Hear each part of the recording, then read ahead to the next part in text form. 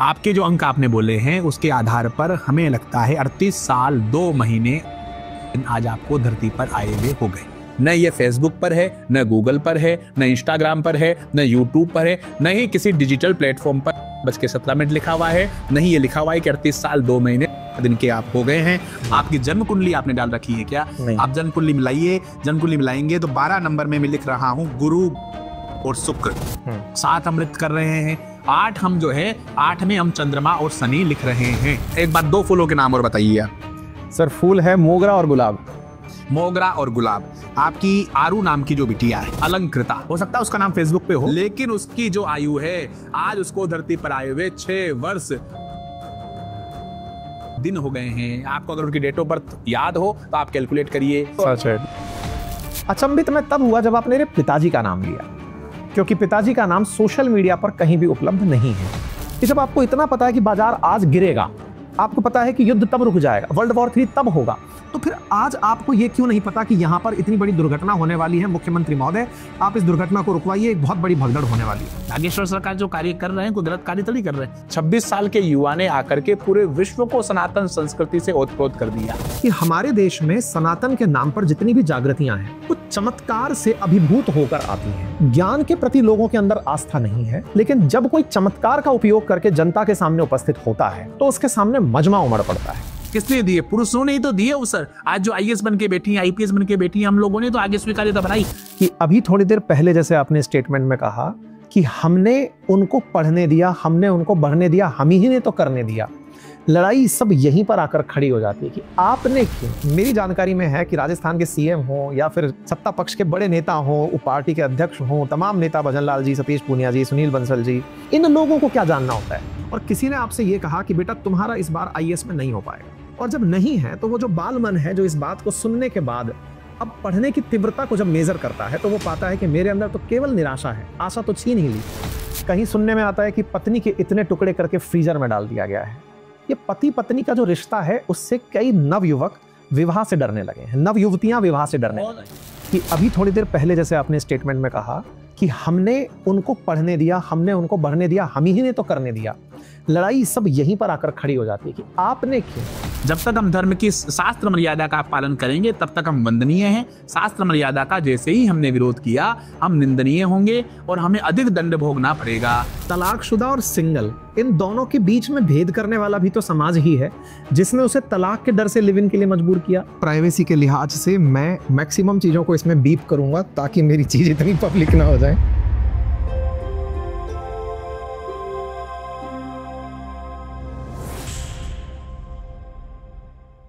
बीच में हुए अवरोध के लिए क्षमा।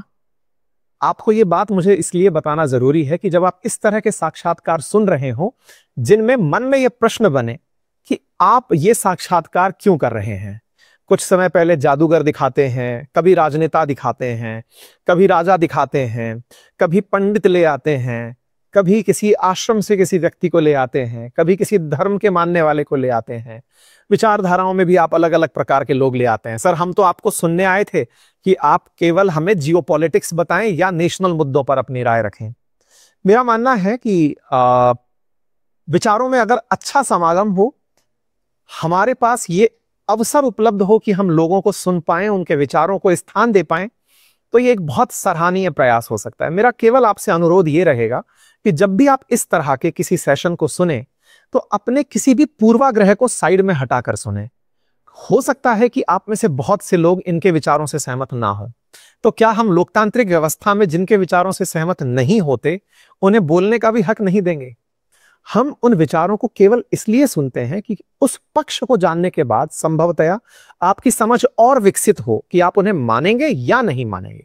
आज जो मैं ये साक्षात्कार आपके साथ करने जा रहा हूं, इसमें से बहुत से बिंदु हो सकता है कि आप बिल्कुल रेड फ्लैग कर दें कि नहीं सर मैं इस बात से वास्ता नहीं रखता। कोई बात नहीं, आप अपनी राय कमेंट बॉक्स में रखिए, हम उसके ऊपर रिप्लाई करने का प्रयास करेंगे और भविष्य में जब कोई साक्षात्कार करेंगे तो आपके उन बिंदुओं को ध्यान में रखते हुए आगे बढ़ेंगे। आफ्टर ऑल अंकित परिवार जो है, और इस परिवार के अंदर हम एक दूसरे का साथ इसी तरह देते हुए कुछ ऐसा क्रिएट करने का काम करते हैं जो आने वाले समय में रेफरेंस या मानक स्थापित करे। तो चलिए शुरू करते हैं। नमस्कार साथियों, स्वागत है आप सभी का अंकित इंस्पायर्स इंडिया पर। अक्सर हम अंकित इंस्पायर इंडिया पर कुछ ऐसी इंस्पायरिंग इंडियन स्टोरीज लेकर आते हैं जिनसे आपको भारत के बारे में जानकर गर्व की अनुभूति होती है। भारत बहुत सी विधाओं का, वैज्ञानिकता का, धर्म का, विश्वास का, आस्था का गढ़ रहा है। ऐसे में बहुत सी ऐसी परंपराएं, ऐसी विधाएं इस देश के द्वारा शायद आधुनिक काल के दौर में अंधविश्वास के रूप में देखी गई, जिन्हें दूसरों के चश्मे से देखने का परिणाम आपने और हमने भुगता। आज मैं आपके सामने एक ऐसी कहानी लेकर आ रहा हूं जिसे देखकर संभवतया शुरुआत में आप अचंभित होंगे, चमत्कृत होंगे, लेकिन सेशन जैसे जैसे बीतता चला जाएगा आप खुद उसमें विश्वास करने लगेंगे। जी हां साथियों, आज मेरे साथ हैं पंडित राजकुमार शर्मा जी। आप राजस्थान में जयपुर से लगभग 100 किलोमीटर दूर टोंक के निवासी हैं। वहीं पर सदगुरु आश्रम में वास करते हैं। आपके गुरु श्री श्री 1008 सर्वेश्वर दास जी महाराज, कचीदा वाले बाबा के नाम से जिन्हें जाना गया, आप उनके शिष्य रहे और वर्तमान में उत्तम स्वामी जी महाराज के सानिध्य में जन सेवा और सनातन पर जागृति का एक बड़ा मिशन लेकर चल रहे हैं। आपके परिचय में मैं बहुत सी बातें और भी बताऊंगा, लेकिन हमारे देश में एक प्रथा, विश्वास, धर्म को लेकर ऐसा बन गया है कि हम भगवान को भी चमत्कार से नापने लगते हैं कि अगर भगवान ने मेरे लिए कोई चमत्कार किया तो शायद वो भगवत शक्ति हो। लेकिन जो सही मायने में सनातन को मानते हैं, जानते हैं, वो इस विश्वास के साथ चलते हैं कि जो भी हमारे साथ घटित हो रहा है इसके पीछे नियति है, ईश्वरीय विधान है। और इसी वजह से आज मैं आपके साथ पंडित राजकुमार शर्मा जी का संभवतया पहला ऐसा साक्षात्कार पेश कर रहा हूं जिसे हम बड़े ही तसल्ली बख्श तरीके से रखेंगे। पंडित जी, आपका स्वागत है। जय सनातन, जय गुरुदेव, जय मां बगले। बहुत बहुत धन्यवाद कि आपने इतना समय हमारे लिए निकाला। मैं आपके व्यस्तता से परिचित हूं। जयपुर में आपका वर्तमान में प्रवास चल रहा है और जब मैं आपसे मुलाकात करने गया तो मैं ये देखकर बड़ा ही अचंभित भी था और खुश भी था। खुश इसलिए कि सनातन के प्रति लोगों के मन में इतनी आस्था कि आपसे लोग धर्म पर चर्चा करने के लिए एकत्रित थे, और अचंभित इसलिए कि उस लाइन में संभवतया जयपुर का या कहे तो राजस्थान का हर बड़ा आदमी लाइन में लगा हुआ था। मैं इसे धर्म की ही जीत मानता हूं, लेकिन जब मैं ये बात ऑन कैमरा बोलता हूं तो लोगों को इसमें अंधविश्वास की बू आने लगती है। आज के सेशन में हम खुलकर इन सब बातों पर चर्चा करेंगे जी। लेकिन मेरा आपसे जो प्रथम वास्ता पड़ा, जिस वास्ते को लेकर के आज मैं आपके साथ ऑन कैमरा हूं, जिससे मैं बड़ा ही अचंभित हुआ, वो मैं आपके साथ वाकया ऑन कैमरा फिर से साझा कर रहा हूं। संभवतया आपको ये याद ना हो। मेरे एक मित्र हैं, उन्होंने मुझे एक फोन किया और कहा कि अंकित जी, आज मैं आपको एक ऐसे व्यक्ति से बात कराऊंगा, आप उपलब्ध रहिएगा। लगभग यही समय था। जनरली इस समय पर मैं अपनी टीम के साथ वार्ता में होता हूं। मैंने कहा सर मैं टीम मीटिंग में रहूंगा उस समय पर। बोले फिर भी आप फोन ऑन रखिएगा, मैं एक फोन कॉल कराऊंगा आपको। मैंने कहा ठीक है, आप बोल रहे हैं तो मैं निश्चित ही करूंगा। मैंने वही कार्य किया। उन्होंने 10 मिनट के अंतराल में मुझे एक फोन किया और फिर उस फोन पर मुझसे यह कहा गया, मैंने कहा कि आप किससे बात करा रहे हैं? बोले बस आप एक बार के लिए फोन पर जुड़े रहिए। उन्होंने दूसरा कॉल फिर आपको किया और कॉल मर्ज कर दिया। मुझे यह जानकारी नहीं थी कि फोन के उस पार आप हैं। चूंकि मैं आपसे पूर्व परिचित नहीं था, मेरे लिए बड़ा ही जो हो रहा था आश्चर्यजनक था। आप दूसरी तरफ थे और आपने मेरे से मेरा नाम पूछा। 3 बार आपने मेरे से मेरा नाम पूछा। मैं अपना नाम बताया और आपने तत्काल प्रभाव से मेरी बेटी का नाम बताया। आपने मेरी बड़ी बेटी का नाम बताया, उनके घर के नाम बताए। यहां तक सब ठीक था। यहां तक सब ठीक इसलिए भी था क्योंकि मैं सोशल मीडिया पर लंबे समय से हूं। मुझे नहीं पता था कि आप कौन हैं, लेकिन यह जरूर पता चल चुका था कि जो भी हैं वो मुझे बहुत अच्छे से जान चुके हैं। मेरे परिवार के बारे में आपने मेरी वाइफ का नाम लिया। अचंभित मैं तब हुआ जब आपने मेरे पिताजी का नाम लिया, क्योंकि पिताजी का नाम सोशल मीडिया पर कहीं भी उपलब्ध नहीं है। मैं इस बात से आश्चर्यजनक तरीके से पूछने के लिए विवश हुआ कि ये क्या है। तब आपने कहा कि अब यहां से आगे की बात आपको कैमरे पे बताई जाएगी, और उस घटना के बाद संभवतः आज हम आपके साथ में हैं। साथियों, ये जो मैं बात आपके सामने कर रहा हूं, इसके पीछे का प्रयोजन मेरे अपने अनुभव हैं जो मैं आपके सामने कैमरे पर साझा कर रहा हूं। मैं आपसे इसी बात को जानकर मिलने के लिए बड़ा जिज्ञासु हुआ, और मैंने आपसे निवेदन किया कि अगर मेरी और आपकी वार्ता ऑन कैमरा हो जाए तो जो भी होगा वो मेरे लिए भी अचंभित करने से कम नहीं होगा। तो सबसे पहले पंडित जी, स्वामी जी, प्रभु जी, जिस भी प्रकार का नाम आप स्वीकार करें, मैं पंडित राजकुमार शर्मा जी से संबोधन कर रहा हूं कि कृपया आप सबसे पहले मुझे यह बताएं कि आपने वो फोन पर यह काम किया कैसे। मूकम करोति वाचालम पंगुम लंघयते गिरि यत कृपा तमहम वंदे परमानंद माधव। जब उसकी कृपा होती है तो गूंगा भी बोलने लग जाता है, लंगड़ा भी बड़े बड़े गिरी शिखरों को पार कर जाता है। तो ये सब ईश्वरीय कृपा है। पारमार्थिक व्यवस्थाएं कृपा साध्य है, क्रिया साध्य नहीं है। हमारे गुरुदेव सदगुरुदेव कचिदा वाले बाबा की परम कृपा से, उनके आशीर्वाद से जब कोई हमें प्रश्न करता है तो प्रश्नकर्ता के मन में जैसा वो हमें आदेश देते हैं, हम तो उनके यंत्रवत है। जिसके लिए वो आदेश देते हैं उसके लिए हम बता देते हैं, और आवश्यक नहीं है कि सबके लिए बता पाए। हम किसी तरह का कोई दावा नहीं करते, किसी तरह की कोई बात नहीं करते।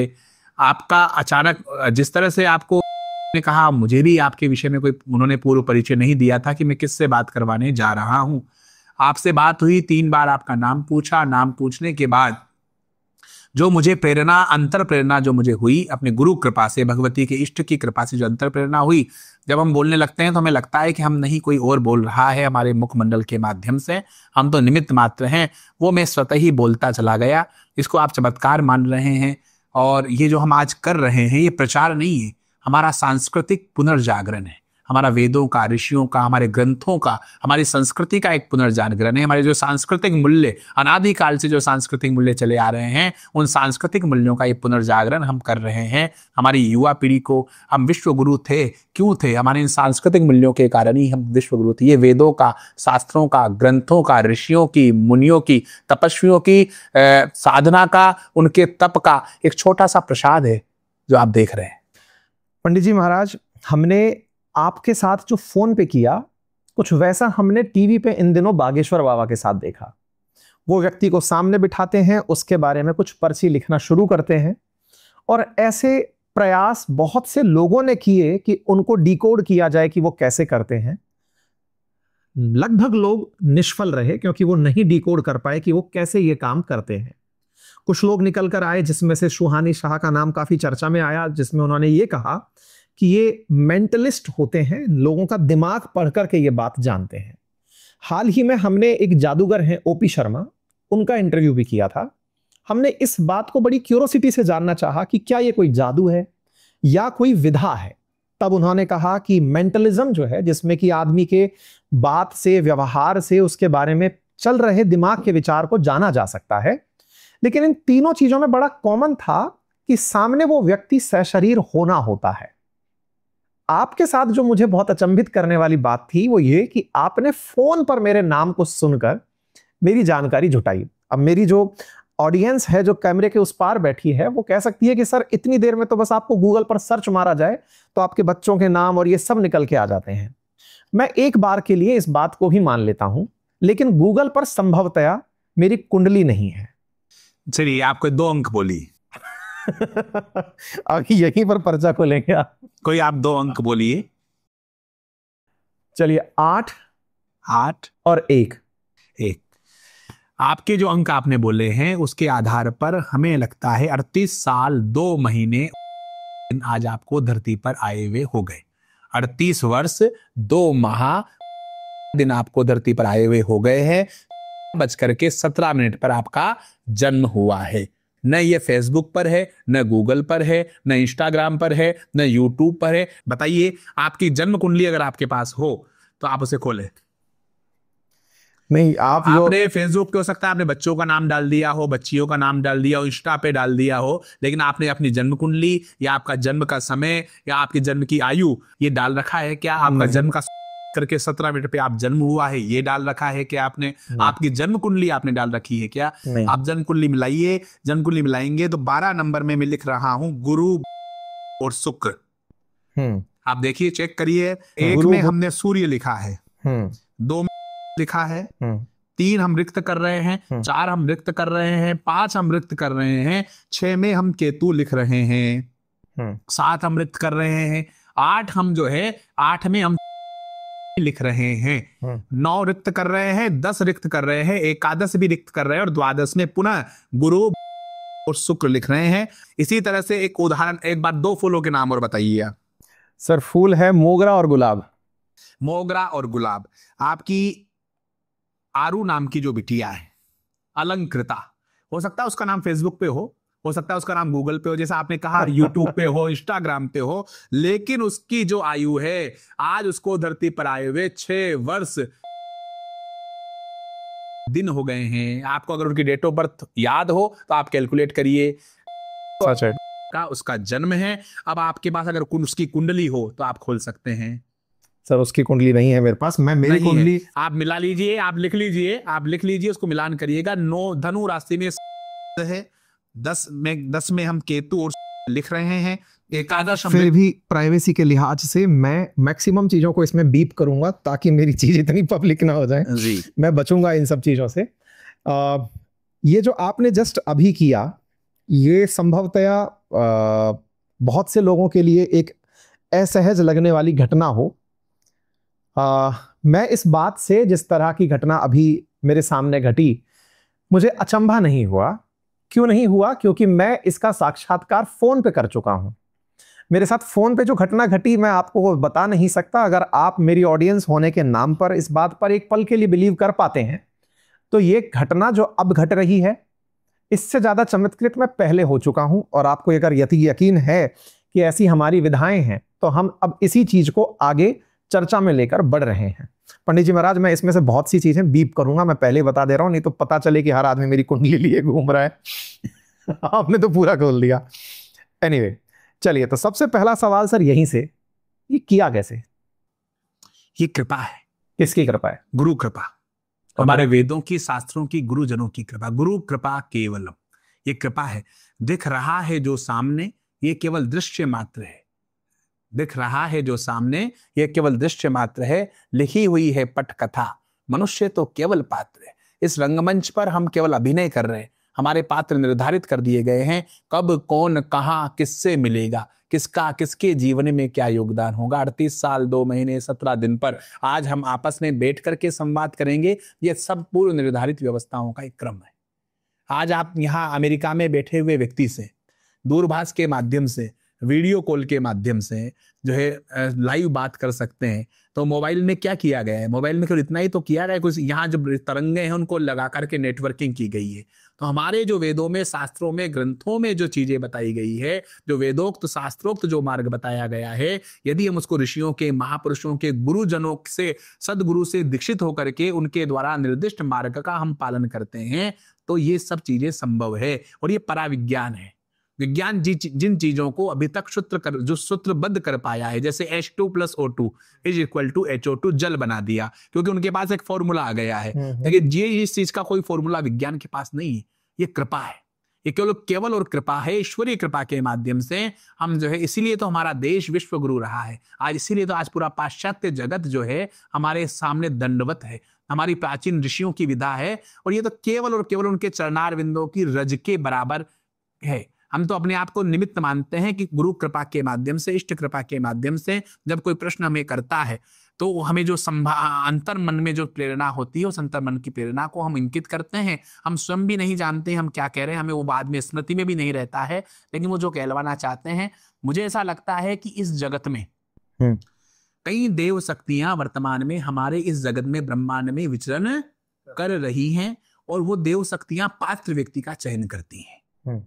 और जिस पर कृपा करके पारमार्थिक कार्य उनको कराने होते हैं। सूक्ष्म जगत में जो देव शक्तियां विद्यमान हैं, वो सूक्ष्म जगत की देव शक्तियां स्थूल शरीर के माध्यम से पारमार्थिक कार्य, ईश्वरीय कार्य, जन कल्याण के कार्य करवाना चाहती हैं। उसके लिए वो पात्र व्यक्ति का चयन करती हैं। हमारे हाथ में केवल इतना है कि हम हमारा आहार, हमारा विहार, हमारा पथ्य, हमारा अपथ्य, हमारा जागरण, हमारा शयन हम शास्त्रों के अनुसार करें और अपनी पात्रता को बरकरार रखें। जब उसकी कृपा हो जाती है तो सारी व्यवस्थाएं स्वतः ही संचालित हो जाती है। अब इसमें ना, जब हमारा ये संवाद जैसे ही टेलीकास्ट होगा, इतनी देर में एक कमेंट आ चुका होगा कि अंकित अवस्थी, तुम IIT से पढ़े और चर्चाएं तुम अंधविश्वास की कर रहे हो। अंधविश्वास इसलिए क्योंकि इसकी वैज्ञानिकता, जो आपने अभी बात मेरे सामने कही, इसकी वैज्ञानिकता को प्रमाणित करने का, क्योंकि जिस तरह के कालखंड में आप और हम बड़े हुए हैं, यहां पर तर्कातीत जो भी चीज है उनको लोगों ने अंधविश्वास कह दिया है या चमत्कार कह दिया है, जिनको तर्क से नहीं समझाया। धर्म की वैज्ञानिकता को आप यदि समझे तो आप कोरोना काल में आइए।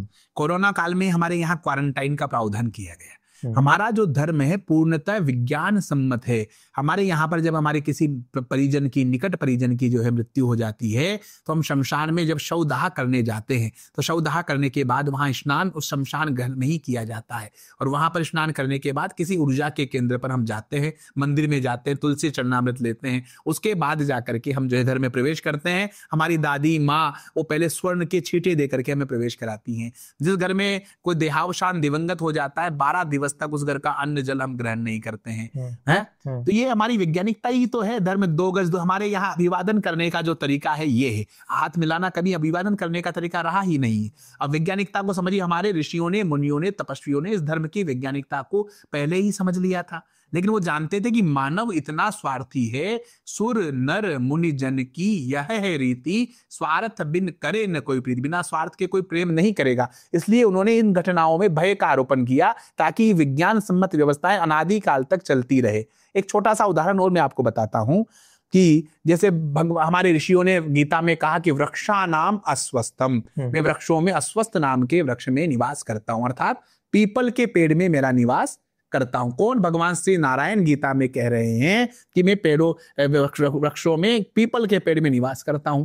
अब हमारे ऋषि मुनि तपस्वी संत महंत इतने दूरदर्शी थे, वो जानते थे कि पीपल का जो वृक्ष है वो 24 घंटे प्राणवायु ऑक्सीजन देता है।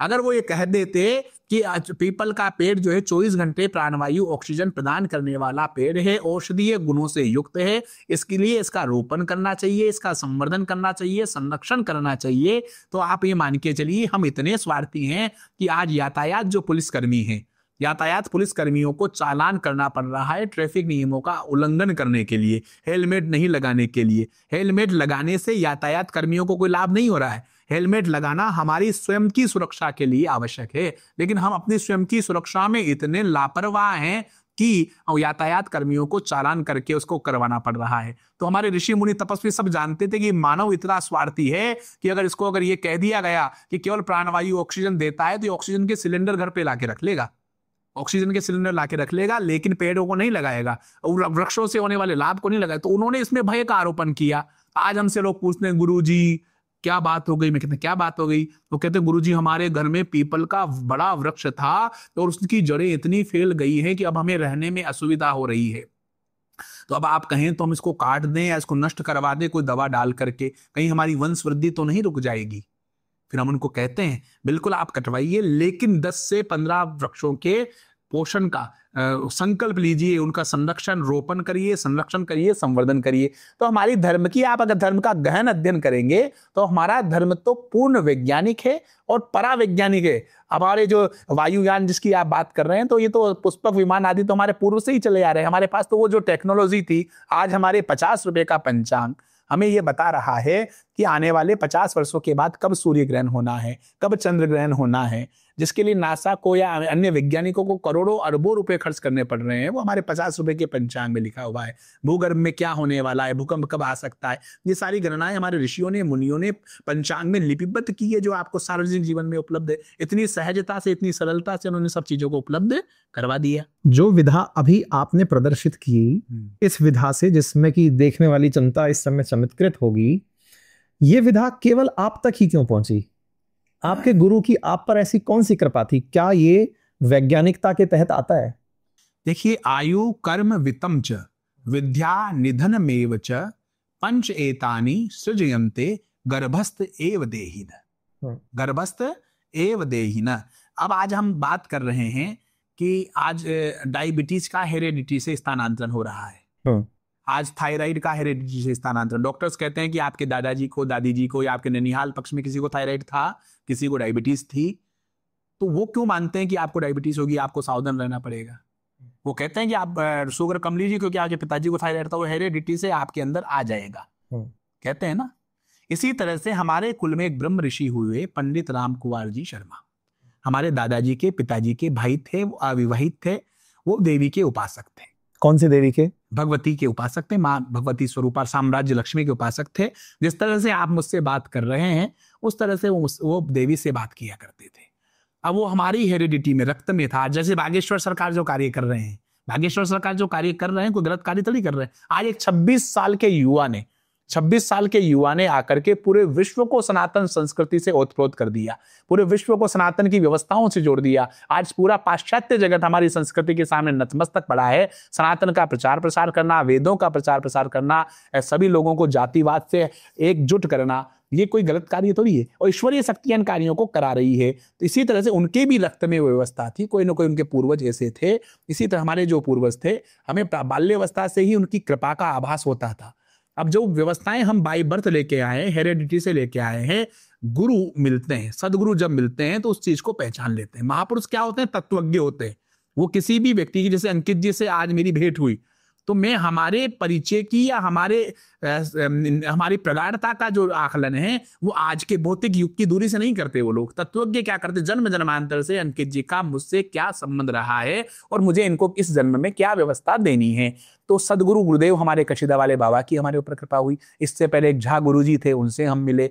उसके बाद एक महेश जी गुरु जी हैं यहाँ वनस्थली के, उनसे हमारी भेंट हुई, जो श्री विद्या के उपासक हैं। इस तरह से गुरु परंपरा के उत्तम स्वामी जी महाराज जो ध्यान योगी हैं, बांसवाड़ा त्रिपुर सुंदरी में उन्होंने एक आश्रम बना रखा है और अभी वर्तमान में वंचित वर्ग को अध्यात्म से जोड़ने का कार्य कर रहे हैं।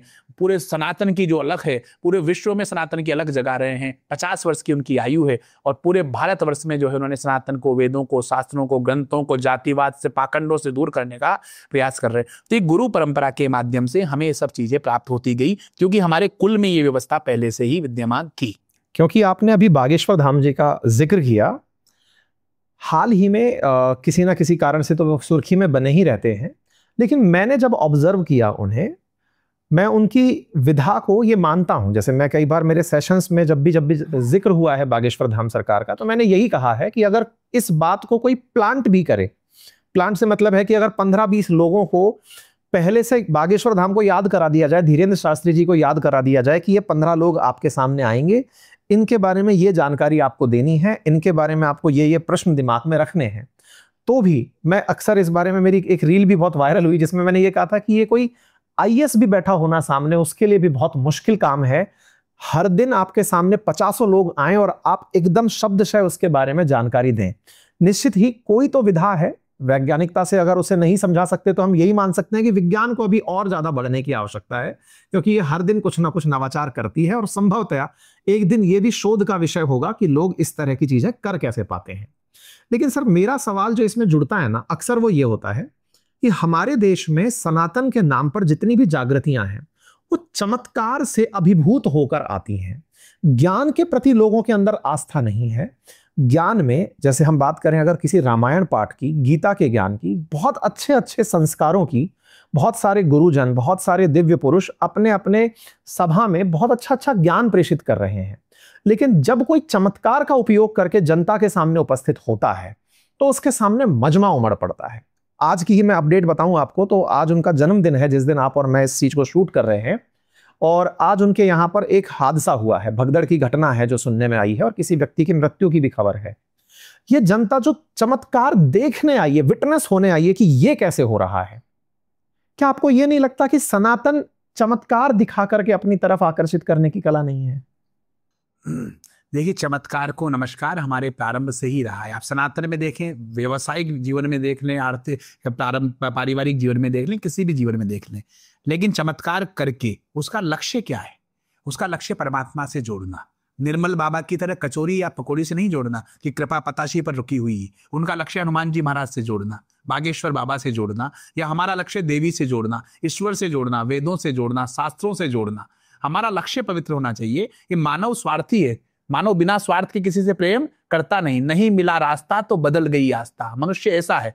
तो उसको चमत्कार दिखा करके अल्टीमेटली आपका लक्ष्य क्या है? साध्य की पवित्रता है। पवित्रता किसकी है? साध्य की, साधन की पवित्रता नहीं। अगर चमत्कार के बनने से कोई व्यक्ति धर्म के मार्ग पे चले, शिष्टाचार के मार्ग पे चले, वेदों के मार्ग पे चले, अपने कर्तव्य कर्मों को ईमानदारी से करने लगे, आस्तिक हो जाए, दुष्प्रवृत्तियों से दूर हो जाए, नकारात्मकता से दूर हो जाए और परमात्मा तत्व से जुड़ करके अपने कर्म ही पूजा है सिद्धांत को मान ले, तो इसमें क्या बुराई है? क्या चमत्कार दिखा करके ईश्वर से जोड़ना गलत है? क्या चमत्कार दिखा करके अभिभावकों की सेवा कराना गलत है? क्या चमत्कार दिखा करके पारिवारिक जो हमारे सांस्कृतिक मूल्य हैं उनको आगे बढ़ाना गलत है?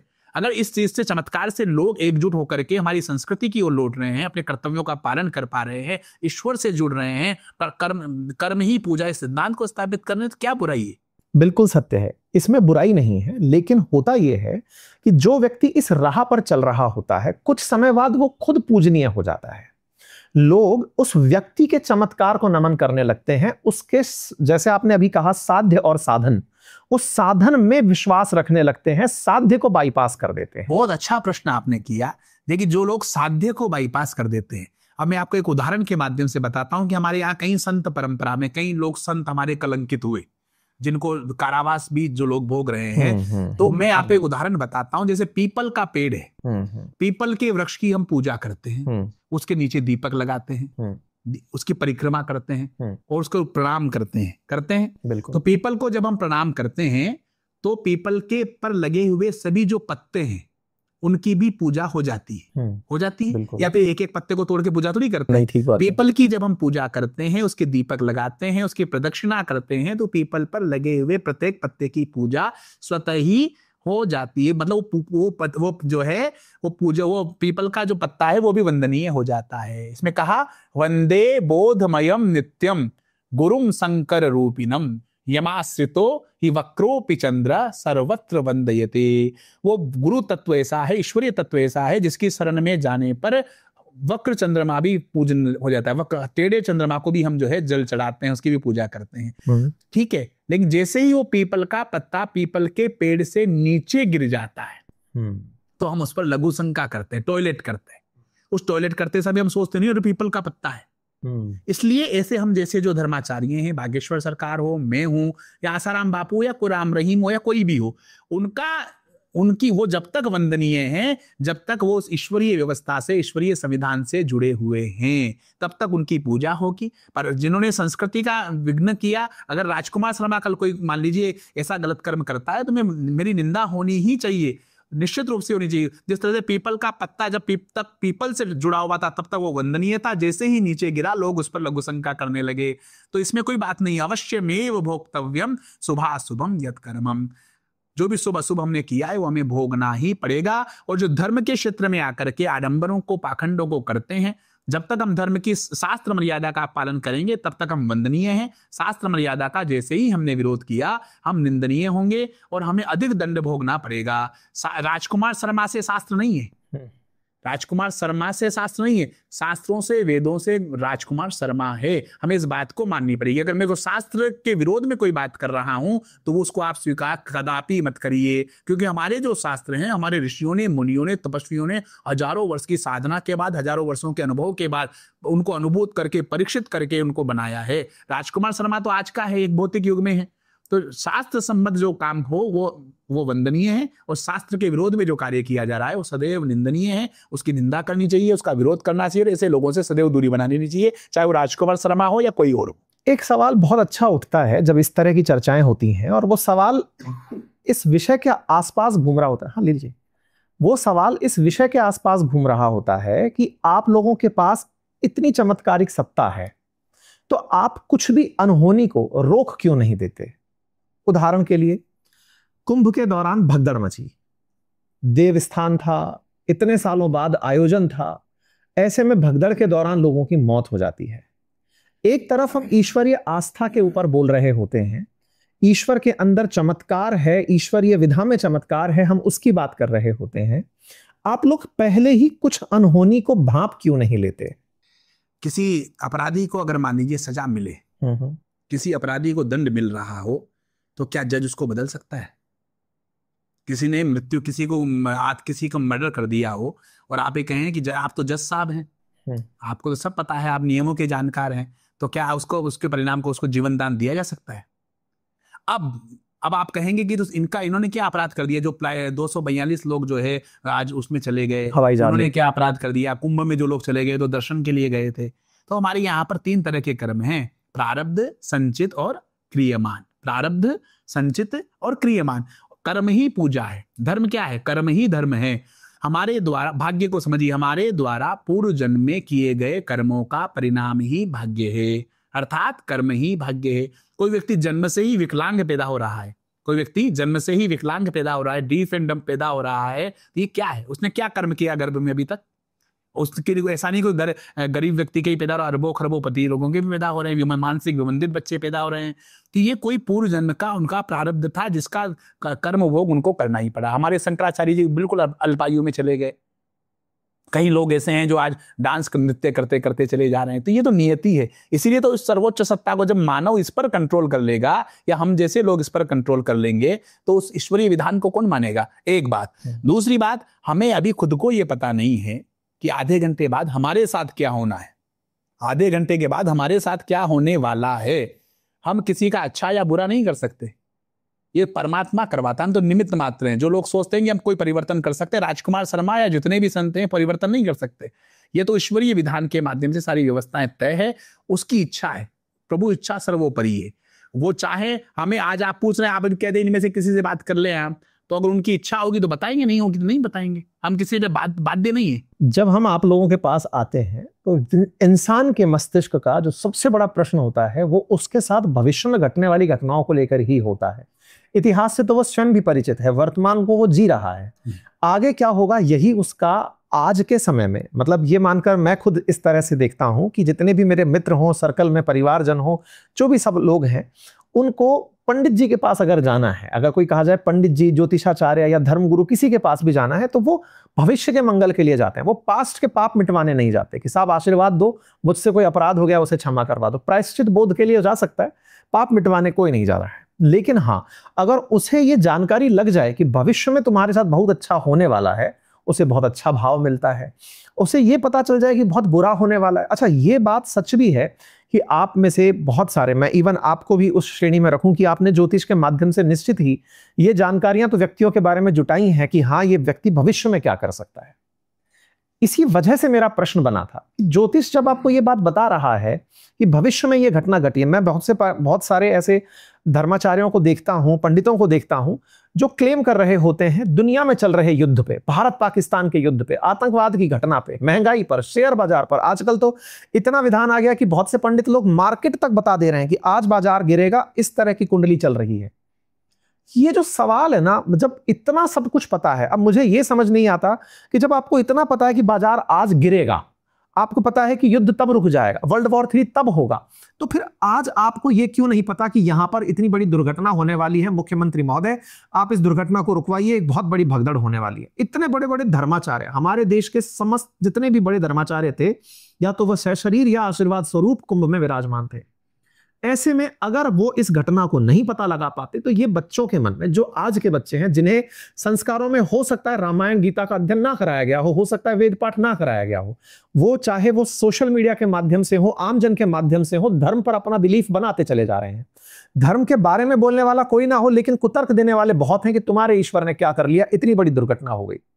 इसलिए मेरा आपसे यह सवाल बनकर आया था। इस पर सुना हूं भरत भावी प्रबल, सुना हूं भरत भावी प्रबल, विलखि कयौ मुनिनाथ, लाभ हानि जीवन मरण, यस अपयस सब विधि हाथ। ये विधि के हाथ में है। हमारा खुद का, जितने धर्माचार्य जो हम भविष्यवाणियां कर रहे हैं, हमारा खुद का एक पल का भरोसा नहीं है। हमें यह पता नहीं है कि हमारा कब देहावसान होगा। हो सकता है आपसे इस शो के बाद हम रहे ही ना, ये हमें पता नहीं। ये सब ईश्वरीय विधा के हाथ पे है। ये मोबाइल आपका है, आप मुझे दे तो आपकी इच्छा, नहीं दे तो आपकी इच्छा। ये देव शक्तियां है। अगर मान लीजिए किसी को कुछ बताना चाहती है तो बता देती हैं। रही बात भविष्य की, आपने, आपके दर्शक भी सुन रहे होंगे और जो मुझे जानते हैं वो भी सुन रहे होंगे। और मैं मानता हूं कि मैं तो मूर्ख हूं, मैं तो शून्य हूं, लेकिन जिनकी कृपा मुझ पर है और जिनकी कृपा के माध्यम से मुझे लगता है जो सुन रहे होंगे वो साक्षी होंगे कि हमने हमारे माध्यम से उनके भविष्य के बारे में सटीक जानकारियां उनको दी गई और वो धरातल पर बिल्कुल सटीक उतरी। ये कई लोग अभी जो सुन रहे होंगे वो इस बात को अनुभव भी कर रहे होंगे। निश्चित ही मैं खुद आपसे ये सवाल मैं अपनी पर्सनल कैपेसिटी में नहीं पूछ रहा हूं। जैसे आपके ऊपर देवीय आशीर्वाद है, मेरे साथ में मेरा परिवार है, ये परिवार मेरा जो ऑडियंस है, और मैं इनके मन में आने वाले प्रश्नों को इनके कमेंट्स के माध्यम से, जो अब तक इनके साथ संग रहा है उनके माध्यम से जो निकल कर आता है, उनसे निकले हुए प्रश्न मैं आपसे कर रहा हूं। हमारी संस्कृति का वास्तविक स्वरूप लोगों तक पहुंचना चाहिए। धर्म क्या है? धर्म क्या है? धार्यते इति धर्म, जो धारण किया जाता है वो धर्म। एक चिकित्सक का धर्म क्या है? चिकित्सा करना, चिकित्सा करना, माला जप करना नहीं। परमात्मा ने उसे जो सामर्थ्य दिया है उस सामर्थ्य का उपयोग करके जो रोगी है उसको नर को नारायण मान करके उसकी रोग मुक्ति का निमित्त बनना उसका धर्म है। हम जैसे धर्माचार्यों का धर्म क्या है? धर्म का जो वैज्ञानिक स्वरूप है वो जन जन तक पहुंचाना है। धर्म क्या है? अध्यात्म का मतलब जंगल में बैठ करके दाढ़ी बढ़ा करके घंटों जप करना अध्यात्म नहीं है। ये तो एक साधना है। कोई पंचाग्नि साधना करता है, अपने चारों ओर अग्नि जला लेता है, कोई हठयोग साधना करता है, कोई निराहार साधना करता है, कोई जल साधना करता है। जो साधना की अलग अलग पद्धतियां हैं, ये भी धर्म है। लेकिन धर्म क्या है? The process of self evolution, आत्म मूल्यांकन की प्रक्रिया। हर व्यक्ति विशेष को परमात्मा ने कुछ ना कुछ विशेष दे करके भेजा है। Individual differences is everywhere, her individual को परमात्मा ने कुछ ना कुछ विलक्षणता दी है। तो हम अध्यात्म के माध्यम से अपना आत्म मूल्यांकन करके ये जान पाते हैं कि हम वास्तव में क्या कर सकते हैं। हम दीवार के अगर धक्का लगाएंगे तो दीवार 1 इंच भी आगे नहीं खिसकेगी। हम अपनी उस दीवार के धक्के में अपने समर्थकों को, अपने परिजनों को, अपने फॉलोवर्स को भी लगा देंगे, नहीं मैं इसके खिसका के रहूंगा, तो दीवार कभी नहीं खिसकेगी, क्योंकि आपका डायरेक्शन ऑफ एनर्जी है वो ठीक नहीं है। अब सही डायरेक्शन में अभी मैं इसको पुश करूंगा तो नीचे गिर जाएगा। तो हम सही दिशा में अपनी शक्ति को रूपांतरित कर सके, ये हमें धर्म सिखाता है। आत्म मूल्यांकन की प्रक्रिया सिखाती है। जैसे सचिन तेंदुलकर है, उन्होंने अपना आत्म मूल्यांकन किया। लता मंगेशकर है, उन्होंने अपना आत्म मूल्यांकन किया। जो शीर्षस्थ जितनी भी व्यवस्थाएं हैं उन्होंने आत्म मूल्यांकन किया। सचिन तेंदुलकर ने पाया कि मैं क्रिकेट खेल सकता हूं, तो उसने अपनी पूरी ऊर्जा उस पर लगा दी और वो उसके शिखर तक पहुंचा। तो अभी अध्यात्म का उपयोग जो आपको ऑडियंस सुन रहे हैं, जो युवा सुन रहे हैं, उनको सबसे पहले अध्यात्म को समझना होगा। अध्यात्म क्या? अपने आप का आत्म मूल्यांकन करना पड़ेगा। कोई अच्छा गा सकता है, कोई अच्छा लिख सकता है, कोई अच्छा बोल सकता है, कोई अच्छा खेल सकता है। पहले नो योर सेल्फ, अपने आप को जानिए। लव योर सेल्फ, अपने आप से प्रेम करिए। जो व्यक्ति लोग कहते हैं कि मैं उससे प्रेम करता हूं, मैं इससे प्रेम करता हूं, मेरा मानना है कि जो व्यक्ति स्वयं से प्रेम नहीं कर सकता वो किसी से भी प्रेम नहीं कर सकता। आपने जो डिमेरिट्स हैं उनको मेरिट्स में बदलिए। फर्स्ट डिजर्व देन डिजायर, पहले योग्य बनिए उसके बाद डिजायर करिए। तो अध्यात्म का जो उपयोग है वो अध्यात्म का उपयोग आत्म मूल्यांकन करके, ज्योतिषाचार्यों के पास जाकर के, विद्वानों के पास जाकर के आप सबसे पहले अपने आप को जानिए। हे हमें जाना कहाँ, चले हैं कहाँ पे हम, है? और जान करके जैसे आपने जाना कि मैं एक आईएएस बन सकता हूं, मेरे अंदर ये कैपेसिटी है कि मैं आईएएस बन सकता हूं, मेरे अंदर कैपेसिटी में व्याख्याता बन सकता हूं, तो फिर हर चीज का एक करिकुलम होता है, पाठ्यक्रम। आपको डॉक्टर बनना है तो आपको फिजिक्स, केमिस्ट्री, बायोलॉजी पढ़नी पड़ेगी। आपको अगर मान लीजिए ज्योतिष बनना है तो आपको संस्कृत का अध्ययन करना पड़ेगा। तो जो सबसे पहले know your self, investigate your self, सबसे पहले अपने आप को जानिए, अपने आप को पहचानिए, फिर उसका करिकुलम देखिए और फिर उस करिकुलम को चिड़िया की आंख की तरह देख करके उस पर अपनी पूरी ऊर्जा को लगाइए। अब तक जो भी हमारे बीच संवाद हुआ, अगर उसको मैं सार में कहूं, फिर हम आगे बढ़ेंगे। सार में अब तक की बात यह है कि आप सबका प्रारब्ध लिखा जा चुका है। आप जब किसी ज्योतिषाचार्य के पास होते हैं तो उस प्रारब्ध के अनुरूप जो परिणाम है वो आपको बता पाते हैं। इसका अर्थ ये कतई नहीं है कि किसी अनहोनी को वो मिटा देंगे। वो अगर है लिखा हुआ प्रारब्ध में पूर्व जन्मों के फलस्वरूप, वो घटित होकर रहेगा। आप केवल उससे पूर्व आभास को बताने के लिए हैं, आपकी जानकारी को देने के लिए हैं। कोई भी ऐसी घटना जो आपके जीवन में घटित होने वाली है, उसे अब तक की जो हमारी चर्चा है उसके सार के रूप में निकाला जाए कि उसे बदला नहीं जा सकता। वो होना है, होकर रहेगा। मैं सही हूं?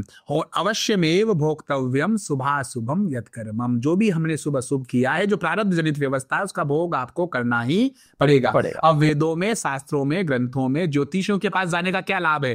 भाई आप फिर होना है तो हम आपके पास क्यों आए, बहुत सही। ये पूजा पाठ हम क्यों कराए, जब पहले से ही फिक्स है कि मेरा ये होना है, तो मेरी पूजा पाठ अगर करने से हमें क्या लाभ है। उसका है होने वाली जो नकारात्मकता है, होने वाली नकारात्मकता की तीव्रता को आप कम कर सकते हैं। जैसे यहाँ एसी लगा हुआ है, तो इस एसी से आपने इस एसी के माध्यम से यहाँ के वातावरण को वातानुकूलित कर लिया है, लेकिन बाहर का जो वातावरण है, बाहर के टेम्परेचर को आप बदल नहीं सकते। अध्यात्म के माध्यम से, वेदों में, शास्त्रों में, ग्रंथों में बताए गए उपायों के माध्यम से, वो अनुष्ठानिक पद्धतियों के माध्यम से, विद्वान ब्राह्मणों के माध्यम से अनुष्ठान कराने के माध्यम से, या वैदिक रीति नीति का पालन करने से हम होने वाली जो नकारात्मकता है उस नकारात्मकता की तीव्रता को कम कर सकते हैं। 100 रुपए की हानि होनी है, उसको 1 रुपए तक ला सकते हैं।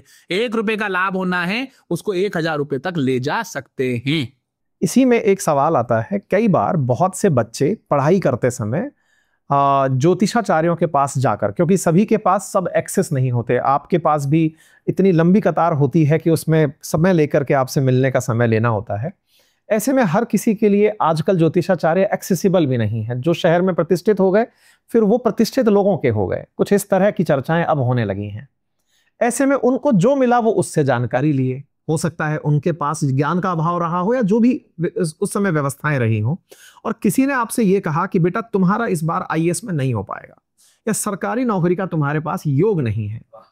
और जब नहीं है तो वो जो बाल मन है, जो इस बात को सुनने के बाद अब पढ़ने की तीव्रता को जब मेजर करता है, तो वो पाता है कि मेरे अंदर तो केवल निराशा है, आशा तो छीन ही ली। बहुत सुंदर प्रश्न आपने किया। आज की युवा पीढ़ी को यह होना बहुत आवश्यक है। बहुत सुंदर आपने प्रश्न किया। उद्योगिनम पुरुष सिंह, उद्योगिनम पुरुष सिंह मुपैति लक्ष्मी, अर्थात जो पुरुषार्थी लोग होते हैं वो लक्ष्मी को प्राप्त करते हैं, अपने अभिष्ट को प्राप्त करते हैं, आईएएस बनते हैं, आईपीएस बनते हैं और शिखर तक पहुंचते हैं। उद्योगिनम पुरुष सिंह मुपैति लक्ष्मी देवेन देयमिति इति कापुरुषः वदन्ति। देवेन देयमिति इति कापुरुषः वदन्ति, भाग्य के द्वारा दिया जाता है ऐसा कायर लोग कहते हैं, जिनमें पुरुषार्थ करने का सामर्थ्य नहीं होता है। यही मैंने कहा, आप पहले आत्म जागरण करें, जिसका काम उसी को साजे और करे तो डंडा बाजे। सबसे पहले आप अध्यात्म के माध्यम से सही दिशा का चयन करिए, दीवार के धक्का मत लगाइए। आप खुद का प्रबोधन करिए। आज आपको कौन सी सब्जी पसंद है, सर्वश्रेष्ठ सब्जी कौन सी पसंद है, वो आप बताएंगे, मैं नहीं बताऊंगा। एक सब्जी ऐसी है जिसको आपके सामने रखने से आपकी पसंदीदा सब्जी है तो आपको भूख ना होने पर भी आप 4 रोटी अधिक खा जाएंगे।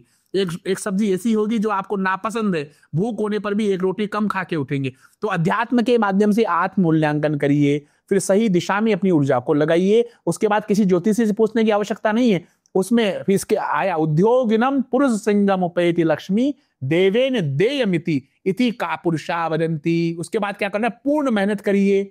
यत्ने कृते यदि न सिद्ध्यन्ति को अत्र दोष है। परिश्रम करने पर भी कोई कार्य सिद्ध नहीं हो रहा है, इसमें आपका दोष नहीं है। लेकिन आपके मन में यह भाव नहीं रहना चाहिए कि काश मैं 2 घंटे और पढ़ लेता, काश मैं 2 घंटे और पढ़ लेती तो मेरा नंबर आ जाता। ये आपकी कमी है। आपका मन में आता है मैं जितना पढ़ सकता था, जितना मैं मेरा बेस्ट कर सकता था, वो मैंने किया, वो मैंने किया। अब नहीं आया, वो ईश्वरीय इच्छा है। 30 लाख लोग मुझे लगता है नीट का एग्जाम देते होंगे। 30 लाख लोग नीट का एग्जाम देते हैं और 30 के 30 लाख लोगों की माताएं, बहनें, परिजन सवामनी बोलती होंगी कि मेरे बेटी का नंबर वहां आ जाए तो मैं सवामनी करूंगी, मैं ये करूंगी, मैं ये करूंगी, कुछ ना कुछ बोल बोलती हैं सब उनको दही और लेकिन नंबर कितनों का आता है? 50,000 लोगों का। 29,50,000 लोग, हम 50,50,000 लोगों का नंबर आता है और हमने इस तरह का भय का वातावरण बना दिया है कि आज हमारे बच्चों को आत्महत्या जैसी प्रवृत्ति की ओर जाना पड़ रहा है। अभिभावकों का इतना दबाव उनके ऊपर हो गया है। अरे आप कल्पना करिए कि साइकोलॉजिकल डिसऑर्डर उनको हो गया है, कई लंबे समय तक वो जो है मानसिक बीमारियों से ग्रसित हो गए हैं। बाल मन पर इससे प्रभाव पड़ता है, बाल मन पर अभिभावकों की अपेक्षाओं से प्रभाव पड़ रहा है। बाल क्यों ले जाते हैं आप ज्योतिषी के पास? आपने अगर तय कर लिया कि मैं आईएएस बन सकता हूं, पहले आपका सेल्फ इवोल्यूशन करिए आप कि मैं कर सकता हूं क्या। आप अगर माताजी से कहें कि 5 किलोमीटर दौड़ ले तो माताजी दौड़ ही नहीं सकती, और माताजी अगर दौड़ में शामिल हो जाए तो कैसे जीत पाएंगी? उसमें गिरेंगी और गिर करके निश्चित रूप से दुर्घटनाग्रस्त होंगी। तो पहले आप आत्म मूल्यांकन तो करें, जिस मार्ग पे हमें चलना है उसका आत्म मूल्यांकन करें। क्या ये मैं कर सकता हूं? मुझे कहते हैं आप सेना में आपको कर्नल बनना है तो मैं नहीं बन सकता, मेरा इतना सामर्थ्य नहीं है, और मुझे भेज दिया जाए तो वहां मैं 2 दिन में रो पड़ूंगा।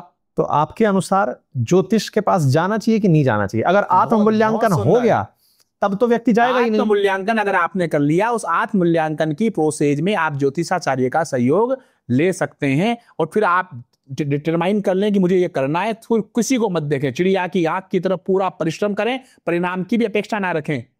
आज अब ज्योतिष की जब आप बात की, आज हम ज्योतिष के नाम पे जितने लोग आप देख रहे हैं, ये सब धर्म परायण लोग नहीं है, ये सब धर्म भीरू लोग हैं जो धर्म से डरे हुए हैं।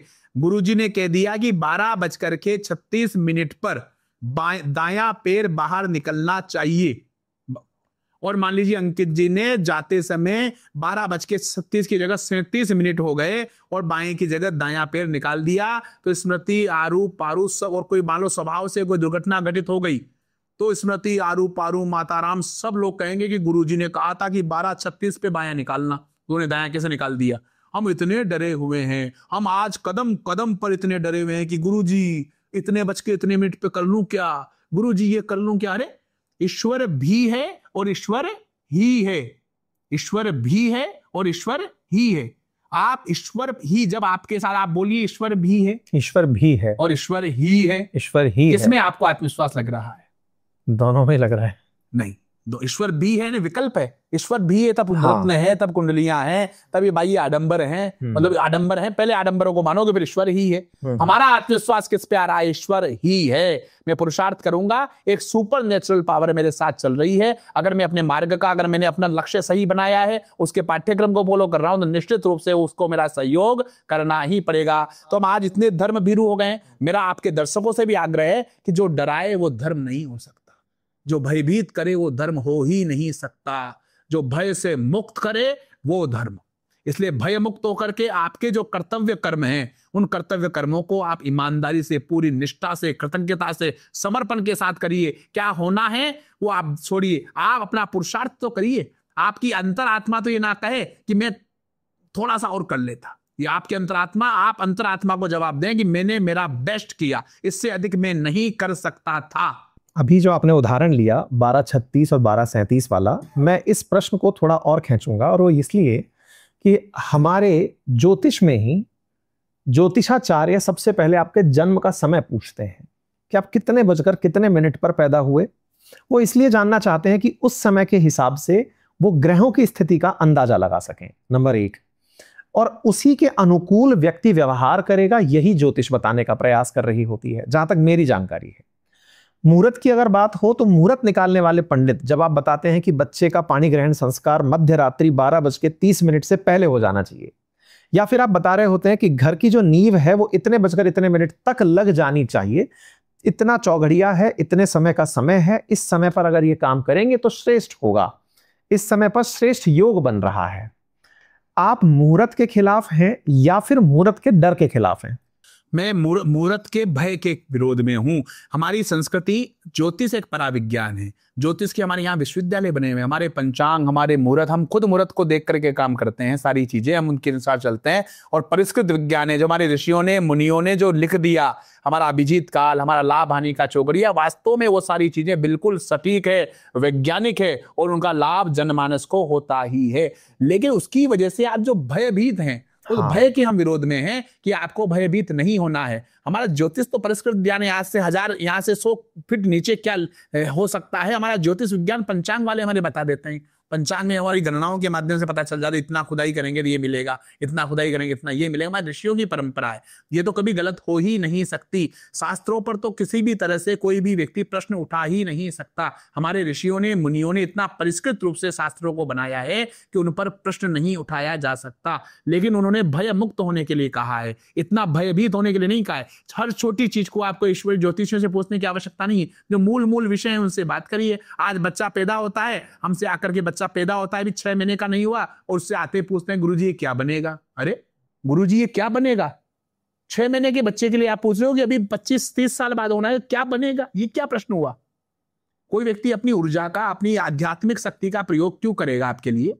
उसकी आज आप बात करते हैं ब्राह्मणों की, आप देखिए इतने बड़े इवेंट्स हो रहे हैं, शादियां हो रही हैं, शादियों में जो है इतना खर्चा किया जा रहा है, करोड़ों अरबों रुपए खर्च किए। इवेंट वाले को आप जो है 5-5 करोड़ के इवेंट्स कर रहे हैं। जब बात ब्राह्मणों की दक्षिणा की आती है तो आप उनको कहते हैं अरे पंडित जी इतना ज्यादा कैसे दक्षिणा हो गई?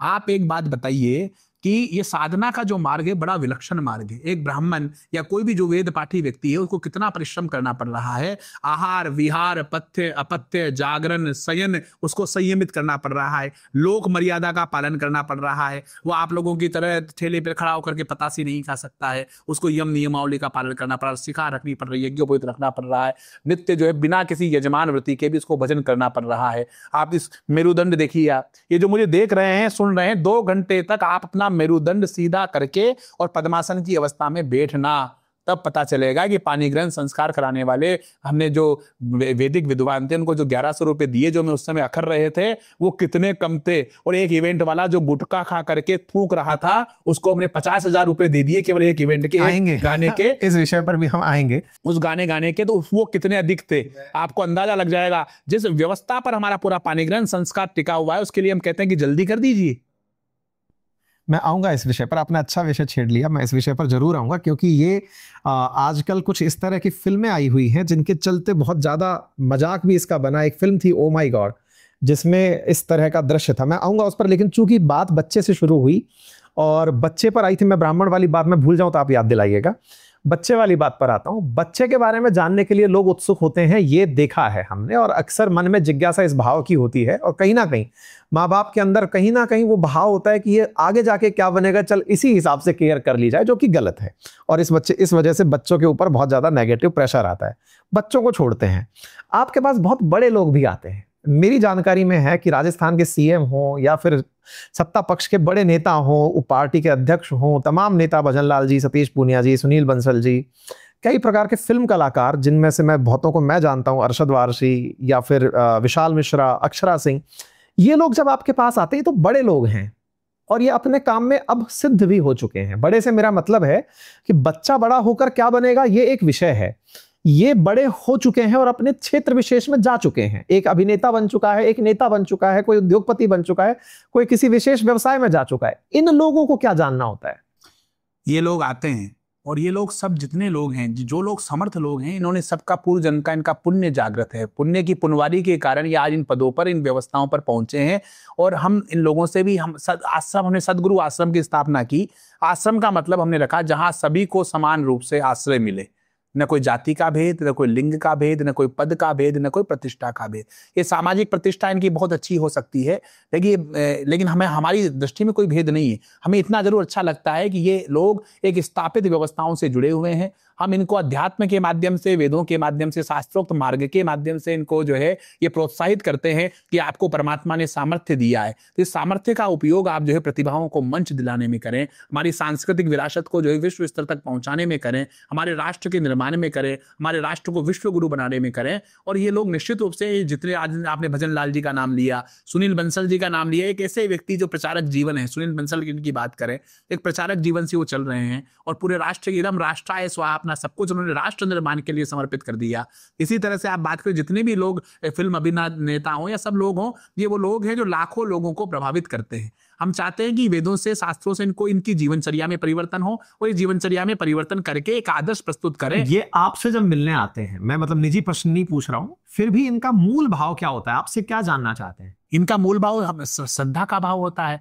और आप जानते हैं कि आजकल कौन किसके पास जाता है? कुछ प्राप्ति होती है तभी तो लोग जाते हैं। हम उस प्राप्ति को करा करके, और इनका लक्ष्य भी सबका, इनका अगर किसी का लक्ष्य गलत भी होता है तो हमारा लक्ष्य होता है उसको सही करना। ये चमत्कार या जो प्राप्ति जो हम बता रहे हैं, इसको आप चमत्कार का नाम देते हैं, हम उसको कृपा का नाम देते हैं। और उस कृपा के माध्यम से किसी का हृदय परिवर्तन करके, किसी वाल्मीकि को, किसी डाकू को अगर आप वाल्मीकि बना दे, रामचरितमानस लिखने वाला बना दे, उससे बढ़िया क्या हो सकता है? और ये जो जितने सक्षम लोग हैं, समर्थ लोग हैं, ये लोग अगर मान लीजिए धर्म से जुड़ जाते हैं तो ये मान लीजिए लाखों युवाओं को, ये हमारी संस्कृति को कहां तक लेके जाएंगे। इनके पास सामर्थ्य है। और ये जितने लोगों से मैं परिचित हूं, सब लोग बहुत अच्छे धर्मनिष्ठ लोग हैं और निश्चित रूप से हमारी सनातन संस्कृति के लिए कार्य करें। हमारे मुख्यमंत्री भजन लाल जी शर्मा जी हैं, ये बड़े धर्मनिष्ठ लोग हैं। इनका तो जीवन पूरा ही यतो धर्मस् ततो जय, पूरा जीवन ही जो है धर्म पर आधारित है। पूरा जीवन इन्होंने धर्म के माध्यम से ही जो प्राप्त किया है, और सनातन वैदिक मूल्यों के संरक्षण के लिए और राष्ट्र के लिए एकदम राष्ट्राय स्वराष्ट्र धर्म का निर्वहन करने के लिए अपना जीवन लगाए हुए। जब हमसे इनकी चर्चा होती थी, हमेशा यही कहते हैं कि हमारा राष्ट्र किस तरह से पुनः विश्व गुरु बने गुरुदेव, और इस संस्कृति को हम कैसे पुनर्जीवित कर सकते हैं, हम सबको साथ लेकर के कैसे चल सकते हैं। और क्या लगता है आपको विश्व गुरु कैसे बन सकता है राष्ट्र? विश्व गुरु हम सब लोग जब अपने कर्तव्य, दो चीजें हैं, एक कर्तव्य और एक अधिकार, दो व्यवस्थाएं हैं, कर्तव्य है, दूसरा है अधिकार। हमें अपने कर्तव्यों का पालन करना चाहिए। एक पिता को अपने पिता के धर्म का पालन करना चाहिए, पुत्र को पुत्र के धर्म का पालन करना चाहिए, पत्नी को पत्नी के कर्तव्यों का पालन करना चाहिए। यदि हम अपने कर्तव्यों का सही दिशा निर्देश में पालन करते रहेंगे तो अधिकार तो हमें स्वतः ही मिल जाएंगे, उसके लिए मांगने की आवश्यकता नहीं है। हम कर क्या रहे हैं? अधिकारों के लिए लड़ रहे हैं, कर्तव्य के निर्वहन से। बहुत बढ़िया, बहुत बढ़िया। ये राज व्यवस्था जब हम लोग पढ़ाते हैं भारतीय संविधान की, तब यही बहुत बड़ा प्रश्न है, और आपने बहुत अच्छी बात अपने अनुभव से निकाल ली है। ये इंडियन पॉलिटी का बहुत अच्छा स्टेटमेंट है ये, कि कर्तव्यों के साथ साथ अधिकार मांगने वाले लोग अगर कर्तव्यों का पालन करने लगे तो राष्ट्र निर्माण बहुत अच्छा हो जाएगा। बहुत अच्छी खूब लाइन आपने कही। एक बात और है, अभी ब्राह्मणों पर चर्चा हुई, मैंने आपसे कहा था कि उस पर हम जिक्र करेंगे। रिसेंटली एक वाद था जो चर्चा में रहा, और वो ये था, उत्तर प्रदेश की एक घटना है जिसमें कथावाचक ब्राह्मण ना होने के कारण पीट दिया गया। क्या ये कथन सत्य है या इसमें कुछ अर्ध सत्य है? देखिए, हमारे यहाँ पर किसी भी तरह का, हमारे शास्त्रों में, वेदों में, ग्रंथों में किसी भी तरह का कोई भी जातिवाद नहीं है। हम ये कहते हैं जन्मते जायते शूद्र कर्मते जानाति ब्राह्मण। प्रत्येक व्यक्ति जन्म से शूद्र है, हम जन्म से शूद्र है। कर्मते जानाति ब्राह्मण, कर्म से ही हम ब्राह्मण बनते हैं। हमारे वेदों में, शास्त्रों में कहा, कृषि गोरक्ष वाणिज्य, जो कृषि गोरक्ष वाणिज्य का कार्य करेगा वो वणिक कहलाएगा। जो अध्ययन अध्यापन का कार्य करेगा वो जो है ब्राह्मण कहलाएगा। जो शास्त्र धर्म रक्षा संबंधी कार्य करेगा वो क्षत्रिय कहलाएगा। इस तरह से हमारे यहाँ पर किसी तरह की कोई जाति व्यवस्थाओं का हमारे वेदों में, शास्त्रों में, ग्रंथों में कोई आकलन नहीं किया गया है। हमारे यहाँ जैसे मान लीजिए ब्राह्मण की बात करें, जैसे आपने कथावाचक की बात की, सब परमात्मा के यहाँ कोई जाति का भेद नहीं है, कोई लिंग का भेद नहीं है। उसको तो निर्मल मन जन सो मोहि पावा, मोह कपट छल छिद्र न भावा। यदि आपके अंदर प्रतिभा है, आपके अंदर विद्वता है, आप वेदों के, शास्त्रों के, ग्रंथों के आप अगर विशेषज्ञ हैं, मर्मज्ञ हैं, तो फिर आप जिस जाति में आपका जन्म हुआ है, आप प्रकाशित करने में क्या बुराई है?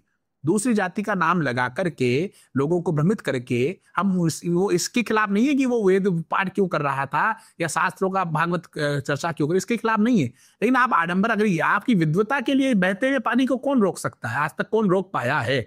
हम तो इस बात के विरोध किया गया है वहां पर कि आप यदि मान लीजिए जिस जाति में आपका जन्म हुआ है, क्या उसके लिए गौरवास्पद नहीं हो सकता? वो तो और गौरव का विषय। कोई हरिजन व्यक्ति अगर मान लीजिए आज वेदों का, शास्त्रों का, ग्रंथों का ज्ञानी होता है और उसको ब्राह्मण से अधिक ज्ञान होता है तो वंदनीय है वो, हम उसका वंदन करते हैं। लेकिन उसको अपनी जाति छिपाने की आवश्यकता कहाँ है? क्यों आवश्यकता पड़ रही है? इसका मतलब वो एक अलग चोला धारण करके लोगों को भ्रमित करने का प्रयास कर रहा है। मैं आपसे एक बहुत ही अलग विषय से हटके चर्चा करने जा रहा हूं। अब ये विषय शायद रिलेट भी करता होगा। वापस से मैं धीरेन्द्र शास्त्री जी के पास चल रहा हूं और चर्चा में लेकर आता हूं कि जब कोई उनके इन चमत्कारों को देखता है तो बाएं दाएं एक बात और होती है, और वो ये है कि माता बगलामुखी का इनके ऊपर आशीर्वाद है। और मैं जितना आपके बारे में जान पाया हूं, आपसे आशीर्वाद में भी जब मिला तो ये था, मां बगलामुखी आप पर कृपा बनाए। ये बगलामुखी चमत्कार की देवी हैं, क्या है? थोड़ा सा, मैं एक्चुअली जब भी चर्चा में घुसता हूं किसी के साथ और कहते हैं कि बगला माँ का आशीर्वाद है, तो फिर मुझे लगता है कि अच्छा, अब तो ये अनजान चीजें यूं ही बता देंगे, अब अनजान चीजें बता देंगे, बस ये चमत्कार की शक्ति इनके पास आ गई है। अब कितना इनको ज्ञान होगा नहीं पता, चमत्कार इनके पास पूरा होगा। तो बगला माँ चमत्कार, और बगला माँ वशीकरण, बगला माँ किसी की मौत, किसी का बहलाना फुसलाना, क्या है? थोड़ा सा इस पर विषय पर अगर आप बोलने में कंफर्टेबल हो तो प्लीज बताएं। यद्यपि जो विश्वास है वो चमत्कारों की अपेक्षा नहीं रखता है। किसी पर हम विश्वास करते हैं, चमत्कार की अपेक्षा से विश्वास नहीं। यद्यपि विश्वास चमत्कारों की अपेक्षा नहीं रखता है, तथापि चमत्कार होते ही हैं। तो बगलामुखी, वल्गामुखी जो है वाणी की अधिष्ठात्री देवी है। बगलामुखी को लेकर के लोगों में इतनी भ्रांतियां फैला दी गई है, इतना भय का वातावरण बना दिया गया है कि मां को ही लोगों ने डाकिन बना दिया है। मारन, मोहन, उच्चाटन, वशीकरण, स्तंभन, इस तरह से यूं करके हवन किए जा रहे हैं, स्वाहा, इस तरह से भयंकर आकृतियां बनाई जा रही है कि जनमानस में भगवती बगलामुखी को लेकर के एक भय का वातावरण बना दिया गया है। हमारे गुरुदेव ने हम इस भगवती बगलामुखी से हमें दीक्षित किया। 10 महाविद्याओं में 8वीं महाविद्या है भगवती बगलामुखी, जो अनंत कोटि ब्रह्मांड नायिका है, साम्राज्य लक्ष्मी है, हमारी कुंडली सक्रिय को जागृत करके ब्रह्मरंध्र तक ले जाने वाली व्यवस्था है। हमारी संस्कृति कहती है कि शत्रु बुद्धि विनाशाय दीपक ज्योति नमोस्तुभ्यम, अर्थात शत्रु का नाश नहीं करना है, तो शत्रु की जो बुद्धि हमारे प्रतिकूल है वो हमारे अनुकूल हो जाए, उसका शत्रुता का भाव मित्रता के भाव में परिवर्तित हो जाए। हम उस परम पवित्र संस्कृति के उपासक हैं जहां हमारे पैरों के नीचे चींटी भी आ जाती है तो हम उसका प्रायश्चित संकल्प करते हैं। और हमने भगवती बगलामुखी को जो है पूत कपूत सुने बहु तेरे पर मानस सुनी कुमाता, पुत्र कुपुत्र हो सकता है लेकिन मां कभी कुमाता नहीं हो सकती, लेकिन उसको हमने मां को ही कुमाता बना दिया, मां को ही हमने जो है इस तरह की व्यवस्थाओं से जोड़ दिया, भय से जोड़ दिया। जो भयभीत करे वो धर्म हो ही नहीं सकता। जिस मां की गोद में बैठने से बच्चे को डर लगे, भय लगे, वो मां हो ही नहीं सकती। हमारी संस्कृति इतनी परम पवित्र संस्कृति है कि अभी भामाशाह में केंद्र सरकार को या राज्य सरकारों को भामाशाह में अब जाकर के पता चला है कि हमें मातृशक्ति को जो है मुखिया बनाना चाहिए। हमारी संस्कृति प्रारंभ से हम जो है प्रारंभ से मातृशक्ति को मुखिया बनाया है। लक्ष्मी नारायणाभ्याम नमः, पहले लक्ष्मी को लिया। उमा महेश्वराभ्याम नमः, पहले मां उमा को लिया। सीता रामचंद्राय नमः, पहले सीता जी को लिया। राधा कृष्णाय नमः, पहले राधा जी को लिया। वाणी हिरण्यगर्भाभ्याम नमः, पहले वाणी को लिया ना। शिव के आगे जो एक की मात्रा लगी है ना, ये जो है शक्ति है, जब इसको एक को हटा देंगे तो शव हो जाएगा। तो हमारे बगलामुखी के विषय में साम्राज्य लक्ष्मी श्री यंत्र पर विराजमान है, श्री कुल की विद्या है, काम मोक्षेक प्रदायिनी, काम और मोक्ष प्रदान करने वाली महाविद्या है, काम और मोक्ष प्रदान करने वाली महाविद्या है। हमारे वास्तविक शत्रु हमारे पड़ोसी, हमारे सहकर्मी नहीं है। हमारे वास्तविक शत्रु जो है काम, क्रोध, मद, लोभ, ईर्ष्या, द्वेष, अहंकार, बुद्धि की अल्पता, रोग, ऋण, निष्क्रियता, कुसंग, दुष्प्रवृत्तियां हैं जो हमारे पारिवारिक, सामाजिक, आर्थिक, राजनीतिक, व्यवसायिक, प्रशासनिक उत्तरदायित्वों के निर्वहन में बाधक हैं। तो हम मां से प्रार्थना करते हैं कि मां ये जो हमारे उत्तरदायित्वों के निर्वहन में, हमारे कर्तव्य कर्मों के निर्वहन में जो बाधक व्यवस्था है, इनको सबको आप हमारे अनुकूल कर दीजिए, ताकि हम अपने उत्तरदायित्वों का निर्वहन करते हुए सनातन वैदिक संस्कृति के उत्कर्ष के निमित्त बन सकें। मेरे 2 पर्सनल सवाल। क्या माँ की पूजा के लिए कि कोई विशेष विधान होता है? केवल रात्रि काल में पूजा, जैसे आपने अभी कहा कि यूं यूं करके पूजा होती है, कुछ ऐसे विधान है जिनकी पालना करने के बाद ही पूजा होती है? विगत जब सदगुरु आश्रम टोंक की स्थापना के बाद हमने संकल्प लिया कि इस वैदिक व्यवस्था की वैज्ञानिकता को जन जन तक पहुंचाएंगे। हमारे शास्त्रों में जो शास्त्र सम्मत जो मार्ग है, वेदों का, ग्रंथों का जो मार्ग है, वो मार्ग हमेशा हमारे लिए, हमारे सबके लिए कल्याणकारी रहा है। और रही बात इसका विधान, आपने पूछा बगलामुखी का क्या विधान है। देखिए 2 तरह के, आप अगर 2 प्रधान है, विचार शक्ति और विश्वास शक्ति, 2 मार्ग हैं। एक विचार शक्ति का मार्ग है और एक विश्वास शक्ति का मार्ग है। एक गोपियों का मार्ग है और एक, अगर आप हिंदी की कॉपी हिंदी के किसी प्रोफेसर से चेक कराना चाहें फिर तो अल्प विराम के भी नंबर कटेंगे। आप अगर विलक्षणता हासिल करना चाहें तो फिर आपका, अगर आपने अल्प विराम भी नहीं लगाया, उसका भी नंबर कटेगा। और एक विश्वास शक्ति जो गोपियों का मार्ग है, अपने उस पर विश्वास कर लिया, साक्ष्य भाव में आ गए कि माँ हमने अपना सब कुछ तेरे ऊपर छोड़ दिया है, हम अपनी निष्ठा से कर्तव्य कर्म करेंगे, आप हमारा साथ देना, तो उसमें फिर किसी विशेष विधान की आवश्यकता नहीं। काम्य प्रयोगों में आप काम्य प्रयोग करिए मत, निष्काम करिए, उस पर छोड़िए, वो अपने आप स्वतः ही अच्छा करेगा। और हमने यही संकल्प प्रारंभ की है कि धर्म की वैज्ञानिकता को जन जन तक पहुंचाना है। आडंबरों से, पाखंडों से, दुष्प्रचारों से, भयों से, संशयों से मुक्त करके कर्म करने की प्रेरणा देनी है, क्योंकि कर्म ही पूजा है। कुछ जगह लिखा होता है वशीकरण करें, मन जिससे आप चाहें उससे विवाह करें, मन वांछित वर पाएं। ये जो शब्द लिखे होते हैं और पंडितों के नंबर लिखे होते हैं और उसके नीचे लिखा होता है ये पंडित जी वशीकरण एक्सपर्ट हैं। हाँ। ये बात बोलने वाले लोग फिर साथ में एक बात और बोलते हैं कि इन्होंने या तो कच्चे कलवे से रखे हैं, या फिर, अब पता नहीं हमारी ऑडियंस कितना जानती है, लेकिन मैं जिस परिवेश में पला बड़ा हूं वहां पर कहते हैं कि कुछ इन्होंने ऐसे प्रेत बाधाओं को, प्रेत को रिजॉल्व किया हुआ है, कच्चे कलवे से रखे हैं, या फिर इनके पास बगलामुखी। ये जो बगलामुखी, और तीसरा एक चौथा नाम, दैट इज कामाख्या माता। कहा जाता है कि वो तंत्र की देवी हैं। अब मैं जिन लोगों के बीच उठता बैठता हूं, वहां पर जब इस तरह की चर्चाएं होते देखता हूं, अब अकेला व्यक्ति इस बात पर विश्वास के लिए कायम रहे तो मैं अपने अंदर कायम रहने का प्रयास भी कर रहा होता हूं, लेकिन लोगों के मन में जो भाव बन चुका है वो भय का भाव ज्यादा है, विश्वास का भाव कम है। इसी भय के भाव, भय मुक्त करने के लिए ही तो हम ये मुहिम चला रहे हैं। आप आज इंस्पायर कर रहे हैं, अंकित इंस्पायर्स के नाम से आज युवाओं को जो है आप इंस्पायर कर रहे हैं, उनको मुख्य धारा से जोड़ रहे हैं, आडंबरों से दूर कर रहे हैं, कर्तव्य कर्म करने की प्रेरणा दे रहे हैं, पुरुषार्थ की प्रेरणा दे रहे हैं, उनको विधाएं सिखा रहे हैं। तो हमारा भी लक्ष्य यही है कि लोगों को भय मुक्त करना। लिखा है मनचाहा प्यार करें, मनचाहा प्यार पाएं। तो जा कौन रहा है? हम ही जा रहे हैं। वसीकरण कराएं, कौन जा रहा है? उन लोगों की मार्केटिंग कौन कर रहा है? हम कर रहे हैं। हम चाहते हैं मनचाहा, जो लड़की या जो लड़का आपसे प्रेम नहीं करता, आप उससे क्यों चाहते हैं?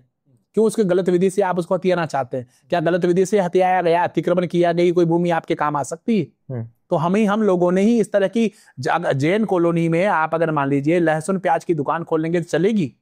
नहीं चलेगी। वो कहाँ चलेगी? जहां पर कोई मांसाहार करता होगा। तो इसका मतलब मार्केट की वैल्यू के हिसाब से लोग कर रहे हैं। आप इन लोगों का विरोध करिए। मनचाहा प्यार क्या? उनकी घर की पत्नियां मारती है उनको। आप जिनकी बात कर रहे हैं वो जो वशीकरण करने वाले लोग हैं, उन ऐसे लोग जो दावा कर रहे हैं कि मनचाहा प्यार करें, उनके घर की धर्म पत्नियां जाती हैं उनको पीटती है। पत्नियों से एक सवाल, हालांकि संवेदनशील विषय है, इस पर मैं आपकी राय जानना चाहूंगा। हाल ही में आपने कुछ सुर्खियां देखी होंगी, हालांकि हमने इन पर सेशन नहीं किया, लेकिन चूंकि समाज इनसे प्रभावित होता है। एक लड़की जो अपने पति के साथ हनीमून पर जाती है और उसकी वो हत्या कर देती है, प्रेमी के साथ मिलकर के हत्या हो जाती है। ऐसे ही हाल ही के समय में कभी कोई पति ड्रम में बंधा पाया जाता है। कहीं सुनने में आता है कि पत्नी के इतने टुकड़े करके फ्रीजर में डाल दिया गया है। ये पति पत्नी का जो रिश्ता है उससे कई नवयुवक विवाह से डरने लगे हैं, नव युवतियां विवाह से डरने लगी हैं। बहुत अच्छा प्रश्न आपने अंकित जी किया है। यहाँ पर माताराम आपकी बैठी हुई है। माताराम, आप एक बात बताएं, क्या आपकी किसी सखी का तलाक हुआ है क्या? कोई सहेली आपकी जिसका तलाक हुआ हो, आपको याद है? आप मैं मेरे पिताजी से, आप अपनी माताजी से, अपने पिताजी से पूछेंगे, या जितने लोग बैठे हैं अपने माता पिता से पूछेंगे कि पापा जी, मम्मी जी, आपका कोई तलाक, आपके किसी दोस्त का तलाक हुआ है क्या? तो वो याद करेंगे तो कहेंगे बेटा किसी का ही नहीं हुआ है। नहीं, इस पर मेरे पास एक तर्क है, लेकिन हाँ, लोग ये भी कहते हुए पाए जाते हैं कि उस समय पर लोगों को तलाक के बारे में जानकारी नहीं थी, अगर होती तो होता। और दूसरा एक तर्क और दिया जाता है कि उस समय पति पत्नी आपस में मारपीट बड़ा मचाया करते थे, पत्नियां घरों में पिटती बहुत थी, डोमेस्टिक वायलेंस का शिकार होती थी। अब पत्नियां जागृत हो गई हैं, वो तू भी नहीं सुनना चाहती हैं। पहले पत्नियां सहन करती थी, इसलिए तलाक आपकी बात पे आ गया। इतना सहन कर, आज इतना जागरूकता इतनी हो गई है कि आज किसी भी महिला के साथ आप अत्याचार करेंगे, अनीति करेंगे, तो आप भी जानते हैं कि आप कर नहीं सकते हैं। आज महिला की जगह पुरुष बचाओ समिति आने वाली है जल्दी।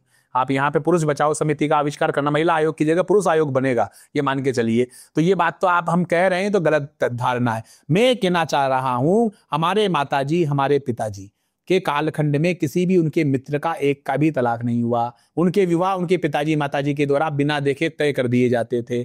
आज भी हमारी मातृशक्ति पर बात जब पूजा करती है तो ये कहती है, भगवान से एक ही चीज मांगती है कि हे परमात्मा, मैं सुहागिन मरनी चाहिए, मैं सुहागिन मरनी चाहिए।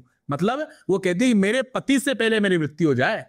आप देख कितनी वंदनीय संस्कृति है। चाहे आप मारपीट की बात कर रहे हैं, तिरस्कार की बात कर रहे हैं, उसके बाद भी वो पीढ़ी आज क्या कहती है कि मेरी जो मृत्यु है मुझे मेरे पति से पहले उठा लेना। इसका मतलब उनका अनुराग, उनका प्रेम, उनका समर्पण, उनकी निष्ठा एक दूसरे के प्रति कितनी होगी। एक बात इसमें तर्क इसलिए क्योंकि अल्टीमेटली जो ऑडियंस है ना, वो हर चीज पे तर्क डालेगी। तर्क उनका ये होता है कि सर, पहले इस तरह की महिलाएं यूं इसलिए कहा करती थी क्योंकि उन्हें आत्मनिर्भर होना नहीं सिखाया गया था। वो सेल्फ डिपेंडेंट नहीं थी, उनके पति ही उनकी आय के साधन हुआ करते थे। उनके लिए वो भोजन की, भरण की, सुरक्षा की भावना विकसित करते थे। उनके जाने के बाद समाज में जो उनकी दुर्गति होती थी, या फिर ऐसी महिलाएं जिनके पति पहले चले गए और वो विधवा जीवन अगर बिताती रही या परित्यक्ता का जीवन बिताती रही, तो समाज ने उन्हें स्वीकार नहीं किया, या फिर उनका समाज में रहना आसान नहीं था। लेकिन आज के कालखंड में जहां महिलाएं आत्मनिर्भर होने लगी हैं, आज पति के बिना भी जिनका सर्वाइवल संभव होने लगा है, उनके अंदर ये भय खत्म हो गया है। अभी शुरुआत में अपन चर्चा में कह रहे थे कि भय के कारण प्रीति पैदा हो रही है। अंधविश्वास में भी भय का बहुत बड़ा योगदान है। क्या आपको नहीं लगता कि उस समय की महिलाएं भय के कारण ऐसा मांग किया करती थी? अब बात करें आत्मनिर्भर, हमारी संस्कृति महिलाओं को आत्मनिर्भर बनने में कहाँ अवरोधक है? आज हम, हमारी जो बिटिया है, हमारी बच्चे हैं, वो कह रहे हैं कि पापा मेरा टेम्परामेंट उससे नहीं मिलता, पापा मैं उसके साथ रह के देखूंगी, पहले मैं उसका ऑरा चेक करूंगी, जिसको मैं जानती नहीं, जिसके साथ मैं मानती नहीं, उसके साथ कैसे रह सकती हूँ, मैं खुद सेल्फ डिपेंड हूँ, मैं अपना व्यक्ति का चयन खुद करूंगी पापा, आपने उनकी ऐसे करवा दी, उनके साथ ऐसा हो गया, उनके साथ ऐसा हो गया पापा, तो आप मेरे साथ बाध्य मत करिए, मेरे साथ मुझे बाध्य मत करिए और मेरा चयन मैं करूंगी। अभिभावक लास्ट में हार थक करके क्या करते हैं, हमारी संस्कृति का हमने बिल्कुल लोप कर दिया है, एक एक संतान पे हम आ गए हैं, न मामा रहे, न मामी रही, न मौसी रहे, न मौसा रहे, न बुआ रही, न फूफा रहे, एक संतान है। तो अभिभावक इतने डरे हुए होते हैं कि कहीं बच्चे के विरोध में हमने कोई काम कर लिया तो बच्चा आत्महत्या ना कर ले, बच्चे को हम ना खो दें, उसके चक्कर में अभिभावक बेचारे उसकी सारी चीज को स्वीकार कर लेते हैं। टेम्परामेंट, ओरा सारी चेक करने के बाद भी आज हमारे जो विवाह हो रहे हैं उनमें हमारे पास 100 में से 60 रिश्ते तलाक के लिए आ रहे हैं। आप आत्मनिर्भर बन गए, आपने अपने आप को जान लिया, आपने अपना चयन कर लिया, तो भी रेशो 100 में से 60 लोगों का तलाक का हो रहा है। कौन सा हमने विकास कर लिया, कौन सी आत्मनिर्भरता की बात कर रहे हैं आप? आत्मनिर्भर भारत की जब बात आती है तो कहते हैं कि महिलाओं को पढ़ाया जाए, शिक्षित भारत बनाने में महिलाओं का, जब तक बच्चियां पढ़ेंगी नहीं तब तक सुरक्षित नहीं होंगी, ऐसा सरकार का मिशन चलता है। तो हमारे यहाँ गार्गी, मैत्रेय, हमारे तो विदुषी महिलाएं रही हैं, हमारा शास्त्र वेदों का प्रमाण हमारा गार्गी, मैत्रेय, हम तो उन्हीं के नाम से चल रहे हैं। हमारे शास्त्रों में, वेदों में, ग्रंथों में महिलाओं को तो सदैव विदुषी माना गया, पूज्य माना गया है, और उनको पढ़ा, उनके आत्मनिर्भर बनने में, शिक्षा में कोई अवरोध ही नहीं है। अब इसी को पंडित जी मैं उल्टा सवाल करता हूं कि हम में से कितनों की माताएं, जैसे आप हैं, मैं हूं और हमारी जो ऑडियंस है, उनमें से कितनों की माताएं उस कालखंड में MA PhD या सब करके थी? हम में, इसी का मैं आपको जवाब दे रहा हूं कि हम में से आज हमारे पास OD है, BMW है, आज से 40 साल पहले कितने लोगों के पास साइकिल थी? 50 साल पहले। जिस तरह का विकास का स्तर बढ़ा है उसी तरह समायोजित का विकास हुआ है। लेकिन कल्पना करिए पुरुषों का विकास तेज था। मेरा तर्क ये है, पुरुषों का विकास, पुरुष प्रधान समाज था उस समय, क्योंकि पुरुष सारे दायित्वों का निर्वहन करता था, माता बहनों का कार्य जो है गृहस्थ का संचालन करने का होता था। एक बात आप बात कर, जैसे जैसे शिक्षा का विकास हुआ वैसे वैसे हमारी मातृशक्ति भी जो है, आज मातृशक्ति वंदनीय हो गई। मातृशक्ति को हमने अवसर पूरे दिए। किसने दिए? पुरुषों ने ही तो दिए अवसर। आज जो IAS बन के बैठी है, IPS बन के बैठी है, हम लोगों ने तो आगे स्वीकार्यता बनाई, हम लोगों ने तो पढ़ाया, हम लोग इसके पक्षधर हैं, हम सदैव उनका वंदन करते हैं। अब आप बात करते हैं कि आज हमारे पास OD है, तो उस समय साइकिल भी नहीं होती थी। एक टीवी जो आप देख रहे हैं ना, टीवी, एक मोहल्ले में, गाँव में एक टीवी आ जाता था, पूरा गाँव वहां आकर के रामायण देखता था, एक टीवी होता था। तो आप उसकी तुलना नहीं कर सकते। महिला सशक्तिकरण पर विश्वास रखने वाले लोग, आज सशक्तिकरण हो गया है, तो मैं चाह रहा हूं, हम महिला सशक्तिकरण के पूर्ण समर्थक हैं। हम तो देवी भगवती साम्राज्य लक्ष्मी के उपासक हैं। मातृशक्ति तो हमारे वैसे ही वंदनीय है, लेकिन हम ये चाह रहे हैं कि संस्कृति के अनुसार चलिए। आप देखिए कि आपके माता पिता, अभिभावक हमारे शास्त्रों के अनुसार मर्यादा करिए, सही समय पे विवाह करिए। 35 साल की उम्र तक आप विवाह नहीं कर रहे हैं। तर्क ये है कि अभी थोड़ी देर पहले जैसे आपने स्टेटमेंट में कहा कि हमने उनको पढ़ने दिया, हमने उनको बढ़ने दिया, हम ही ने तो करने दिया।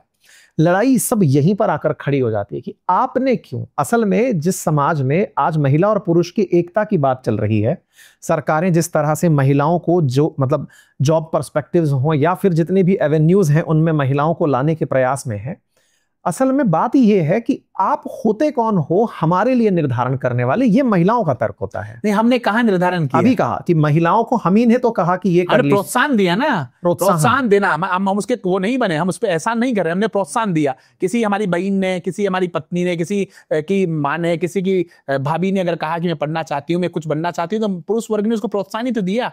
पुरुष तो हम तो कहा, हम तो कह रहे हैं कि शिव के आगे जो ई लगी है वो शक्ति है, ई के बिना तो हम शव हो जाएंगे। महिला शक्ति पर विश्वास रखने वाले लोग ये कहते हैं कि ये समाज, पुरुष जो सत्तात्मक समाज है, ये महिलाओं को पूजनीय बनाकर इतना अलग कर देता है खुद से कि वो कभी उनको साथ लेकर चलना ही नहीं चाहता। नहीं, हमारी ये, अगर जो लोग ये कहते हैं वो गलत कहते हैं। हमारी संस्कृति संगच्छध्वम संवदध्वम संवो मनांसी जानताम, हम एक साथ चले, एक साथ उठे, एक साथ बैठे, और समानता की संस्कृति। वेदों का जो मैंने श्लोक बोला है, ये वेदों का श्लोक है। हम जो है, हमने कभी भी किसी तरह का जो है पक्षपात कहीं किया नहीं हमारे शास्त्रों ने। अरे लौकिक मर्यादाओं में अगर किसी ने कुछ किया हो तो उनको आदर्श नहीं मान सकते। ठीक है, ऐसे में महिला अगर समानता की बात करते समय स्वयंवर किया करती थी, एक समय पर यह तर्क भी दिया जाता है कि महिलाओं को हमारे समाज में वो भी अधिकार था कि वो स्वयंवर करती थी, लेकिन वो हर महिला के लिए नहीं था, कुछ राजकाज के ही लोग थे।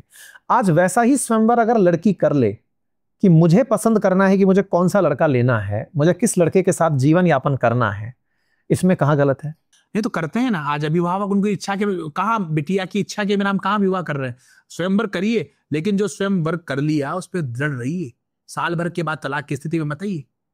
हम ऐसा आदेश करके बताइए कि हमारी माताजी पिताजी के टाइम पे एक भी तलाक नहीं हुआ था, अभी भी एक तलाक नहीं हो रहा, हम बराबर की बात कर रहे हैं। आप स्वयंवर करने के लिए पूरा समर्थन है, लेकिन साल भर या 6 महीने के अंदर तलाक की स्थिति में मत आइए कि मुझे इसके साथ नहीं रह सकती, कोर्ट में मत जाइए। अच्छा, आजकल करके दिखाइए हमारी पुरातन संस्कृति की तुलना। आप खूब पढ़िए, खूब लिखिए, आप विश्व में प्रधानमंत्री बनिए, मुख्यमंत्री बनिए, कुछ भी बनिए, हमें इसका कोई विरोध नहीं। हम उसमें प्रसन्नता है कि हमारी मातृशक्ति तरक्की करे। स्वयंवर करिए, लेकिन उस पर दृढ़ रहिए। फिर चलिए, इस चीज को भी आजकल एक और स्टेप आगे ले जाया गया है, और वो ये है। हाँ सुनिए, जस्ट एक मिनट, एक बात और काट रहा हूं मैं। अभी मैं मुंबई गया, एक महिला मेरे पास आई और वो आके कहती है मुझे कि गुरुजी मेरा तलाक हो गया, आज उसकी पार्टी है। ये संस्कृति नहीं, मैं इस तलाक को सेलिब्रेट कर रहे हैं लोग। मैं उस विषय से एक और आगे लेके चलता हूं कि लोग 1 साल तक भी रह पाए या ना रह पाए, इसकी टेस्टिंग के लिए आजकल एक नया कल्चर समाज में आया है। आप अवगत हैं? लिव इन करके एक रिलेशनशिप चलने लगा है। हाँ, लिव इन करके आप एक साथ अपनी शारीरिक, मानसिक, मनोवैज्ञानिक इच्छाओं की पूर्ति करें, और जब आपका मन भर जाए, ये पाश्चात्य संस्कृति का लिव इन रिलेशन है, जब आपका मन भर जाए छोड़ दें और दूसरे का चयन कर लें। कोई आपके प्रति कोई सहानुभूति नहीं, कोई आपके प्रति वेदना नहीं, संवेदना नहीं। ये पाश्चात्य जो जगत है ना, ये पाश्चात्य जगत आज आपको जो हमारे दिल्ली में, मुंबई में जो गीता लेकर के फॉरेनर्स घूमते हैं और हमें हिंदुओं को ये कह रहे हैं कि प्लीज इसको पढ़िए, वो वहां पर सत्ता, लक्ष्मी, संसाधन और ऐश्वर्य की चरम सीमा पर पहुंच गए। लेकिन वहां पिता को पुत्र से मतलब नहीं है, पुत्र को पिता से मतलब नहीं है। वहां संवेदना, सहानुभूति, कृतज्ञता का भाव बिल्कुल नष्ट हो गया है।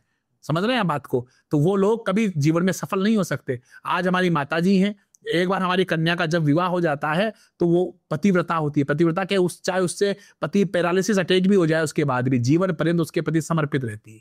समर्पण तो आवश्यक है ना। समाज में एक बहस छिड़ी है, महिलाओं का तर्क मैं रख रहा हूं। मैं महिलाओं का एडवोकेट नहीं हूं, लेकिन आप अपना पक्ष जो है, मैं बात आपके सामने इसलिए रख रहा हूं क्योंकि ये सब वो प्रश्न है जो सुनने वाला लेकर बैठा है। जी जी, ठीक है। अब प्रश्न ये है कि महिलाएं लिव इन में जाते समय कहती हैं कि अगर हम शादी के 1 साल बाद अलग हो गए तो तलाकशुदा कहलाएंगे, लेकिन लिव इन से अगर बाहर आ गए तो कहेंगे कि एक ब्रेकअप हो गया था, किसी के साथ थे, नहीं हो पाया, अब किसी दूसरे की तलाश में। कहीं ना कहीं समाज को भी यह स्वीकारना होगा कि अगर तलाकशुदा महिला है उसकी स्वीकारोक्ति, और एक महिला जो अपना स्टेटस सोशल मीडिया पर लिख रही है नाउ सिंगल, क्योंकि मैं पहले लिव इन में थी, अब फिर से मैं अकेले हूं, अब मैं फिर से अवेलेबल हूं। मेरा मत इस पर क्या है वो नहीं, मैं आपसे इस विषय पर इसलिए जानना चाहता हूं कि तलाकशुदा और सिंगल, इन दोनों के बीच में भेद करने वाला भी तो समाज ही है जिसने उसे तलाक के डर से लिव इन के लिए मजबूर किया। इस पर आपका क्या था? हमारी संस्कृति इस चीज के पक्ष में कतई नहीं है, न कल थी, न आज है, न भविष्य में रहेगी। और जिन्होंने भी शास्त्र मर्यादा का उल्लंघन किया है उसके दुष्परिणाम उनको भोगने पड़े।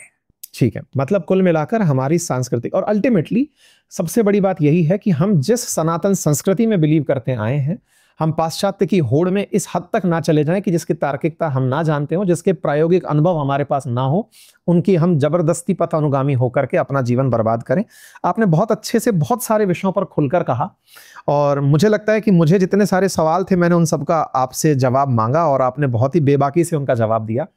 उसके अलावा भी अगर आपको कुछ लगता है जो आप अपनी ऑडियंस को बताना चाहें तो प्लीज आप अपनी तरफ से एनलाइटन करें, अदरवाइज हम इस सेशन को यहीं विराम देंगे। हम यही चाहते हैं कि धर्म की वैज्ञानिकता को जन जन तक पहुंचाएं। पाखंडों से, आडंबरों से, अंधविश्वासों से, जातिवाद से, संप्रदायवाद से हम दूर होकर के अपने कर्तव्य कर्मों का ईमानदारी से पालन करें। धर्म की, विज्ञान सम्मत धर्म की स्थापना करें, भय से मुक्त हों, और भय से मुक्त होकर के एक अपने कर्तव्य, अपना आत्म मूल्यांकन करके अपनी विधा को जानें, उस पर अपनी ऊर्जा को लगाएं, ऊर्जा को लगा करके समर्थ बने, और समर्थ बन के प्रतिभाओं को मंच दिलाने का कार्य करें, और तन समर्पित, मन समर्पित और यह जीवन समर्पित राष्ट्र निर्माण में, हमारे राष्ट्र को विश्व गुरु बनाने में अपना अमूल्य योगदान हम दे सकते हैं। हमारी सनातन संस्कृति कहती है अकर्तव्यम नेव कर्तव्य प्राण त्यागेपि संस्थिते न च कृत्यम परित्याज्य एषः धर्म सनातन। जो नहीं करना चाहिए वो हमारे प्राण चले जाएं तब भी नहीं करना चाहिए।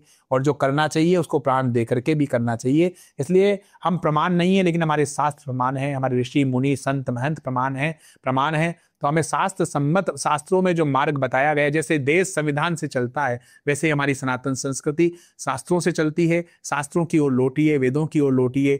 महिलाओं को, हमारी जो मातृशक्ति है, उनको वंदनीय है हमारे लिए, उनको नमन करते हुए हमें कहना चाहते हैं आप खूब पढ़ें, खूब लिखें, आप खूब CEO बने, हमारे देश का नाम पूरे विश्व में गौरवान्वित करें। अंकित जी को बहुत धन्यवाद, बहुत आभार। एक RS अधिकारी, प्रशासनिक अधिकारी होते हुए भी एक नए जुनून के चलते अपने आप को स्थापित करने के लिए, अपनी प्रतिभा को स्थापित करने के लिए, प्रूव करने के लिए सबसे पहले एक व्यक्ति प्रतियोगी परीक्षा की तैयारी करता है, उसके शीर्ष पर जाता है, प्रशासनिक पद पर जाता है और प्रशासनिक पद पर जाकर के अपने आप को प्रूव करता है, फर्स्ट डिजर्व करता है, देन डिजायर करता है, फिर वो सोचता है कि इससे कई गुना मुझे अधिक करना है और उसका परित्याग करके और एक ऐसी मुहिम पर निकल पड़ता है कि इस राष्ट्र के लिए मुझे कुछ करना है। ये बहुत वंदनीय मुहिम है, हम इनके साथ हैं और हम सबको मिलकर के, एक सबके लिए और सब एक के लिए मिलकर के, हमें सबको मिलकर के संगच्छध्वम संवदध्वम, जातिवाद से हमें दूर रहना है, पाखंडों से दूर रहना है, आडंबरों से दूर रहना है, प्राणी मात्र से प्रेम करना है। आपको जो है बहुत शुभकामनाएं। जय सनातन, जय गुरुदेव, जय माँ भगवती बगलामुखी। जय हो पंडित जी महाराज।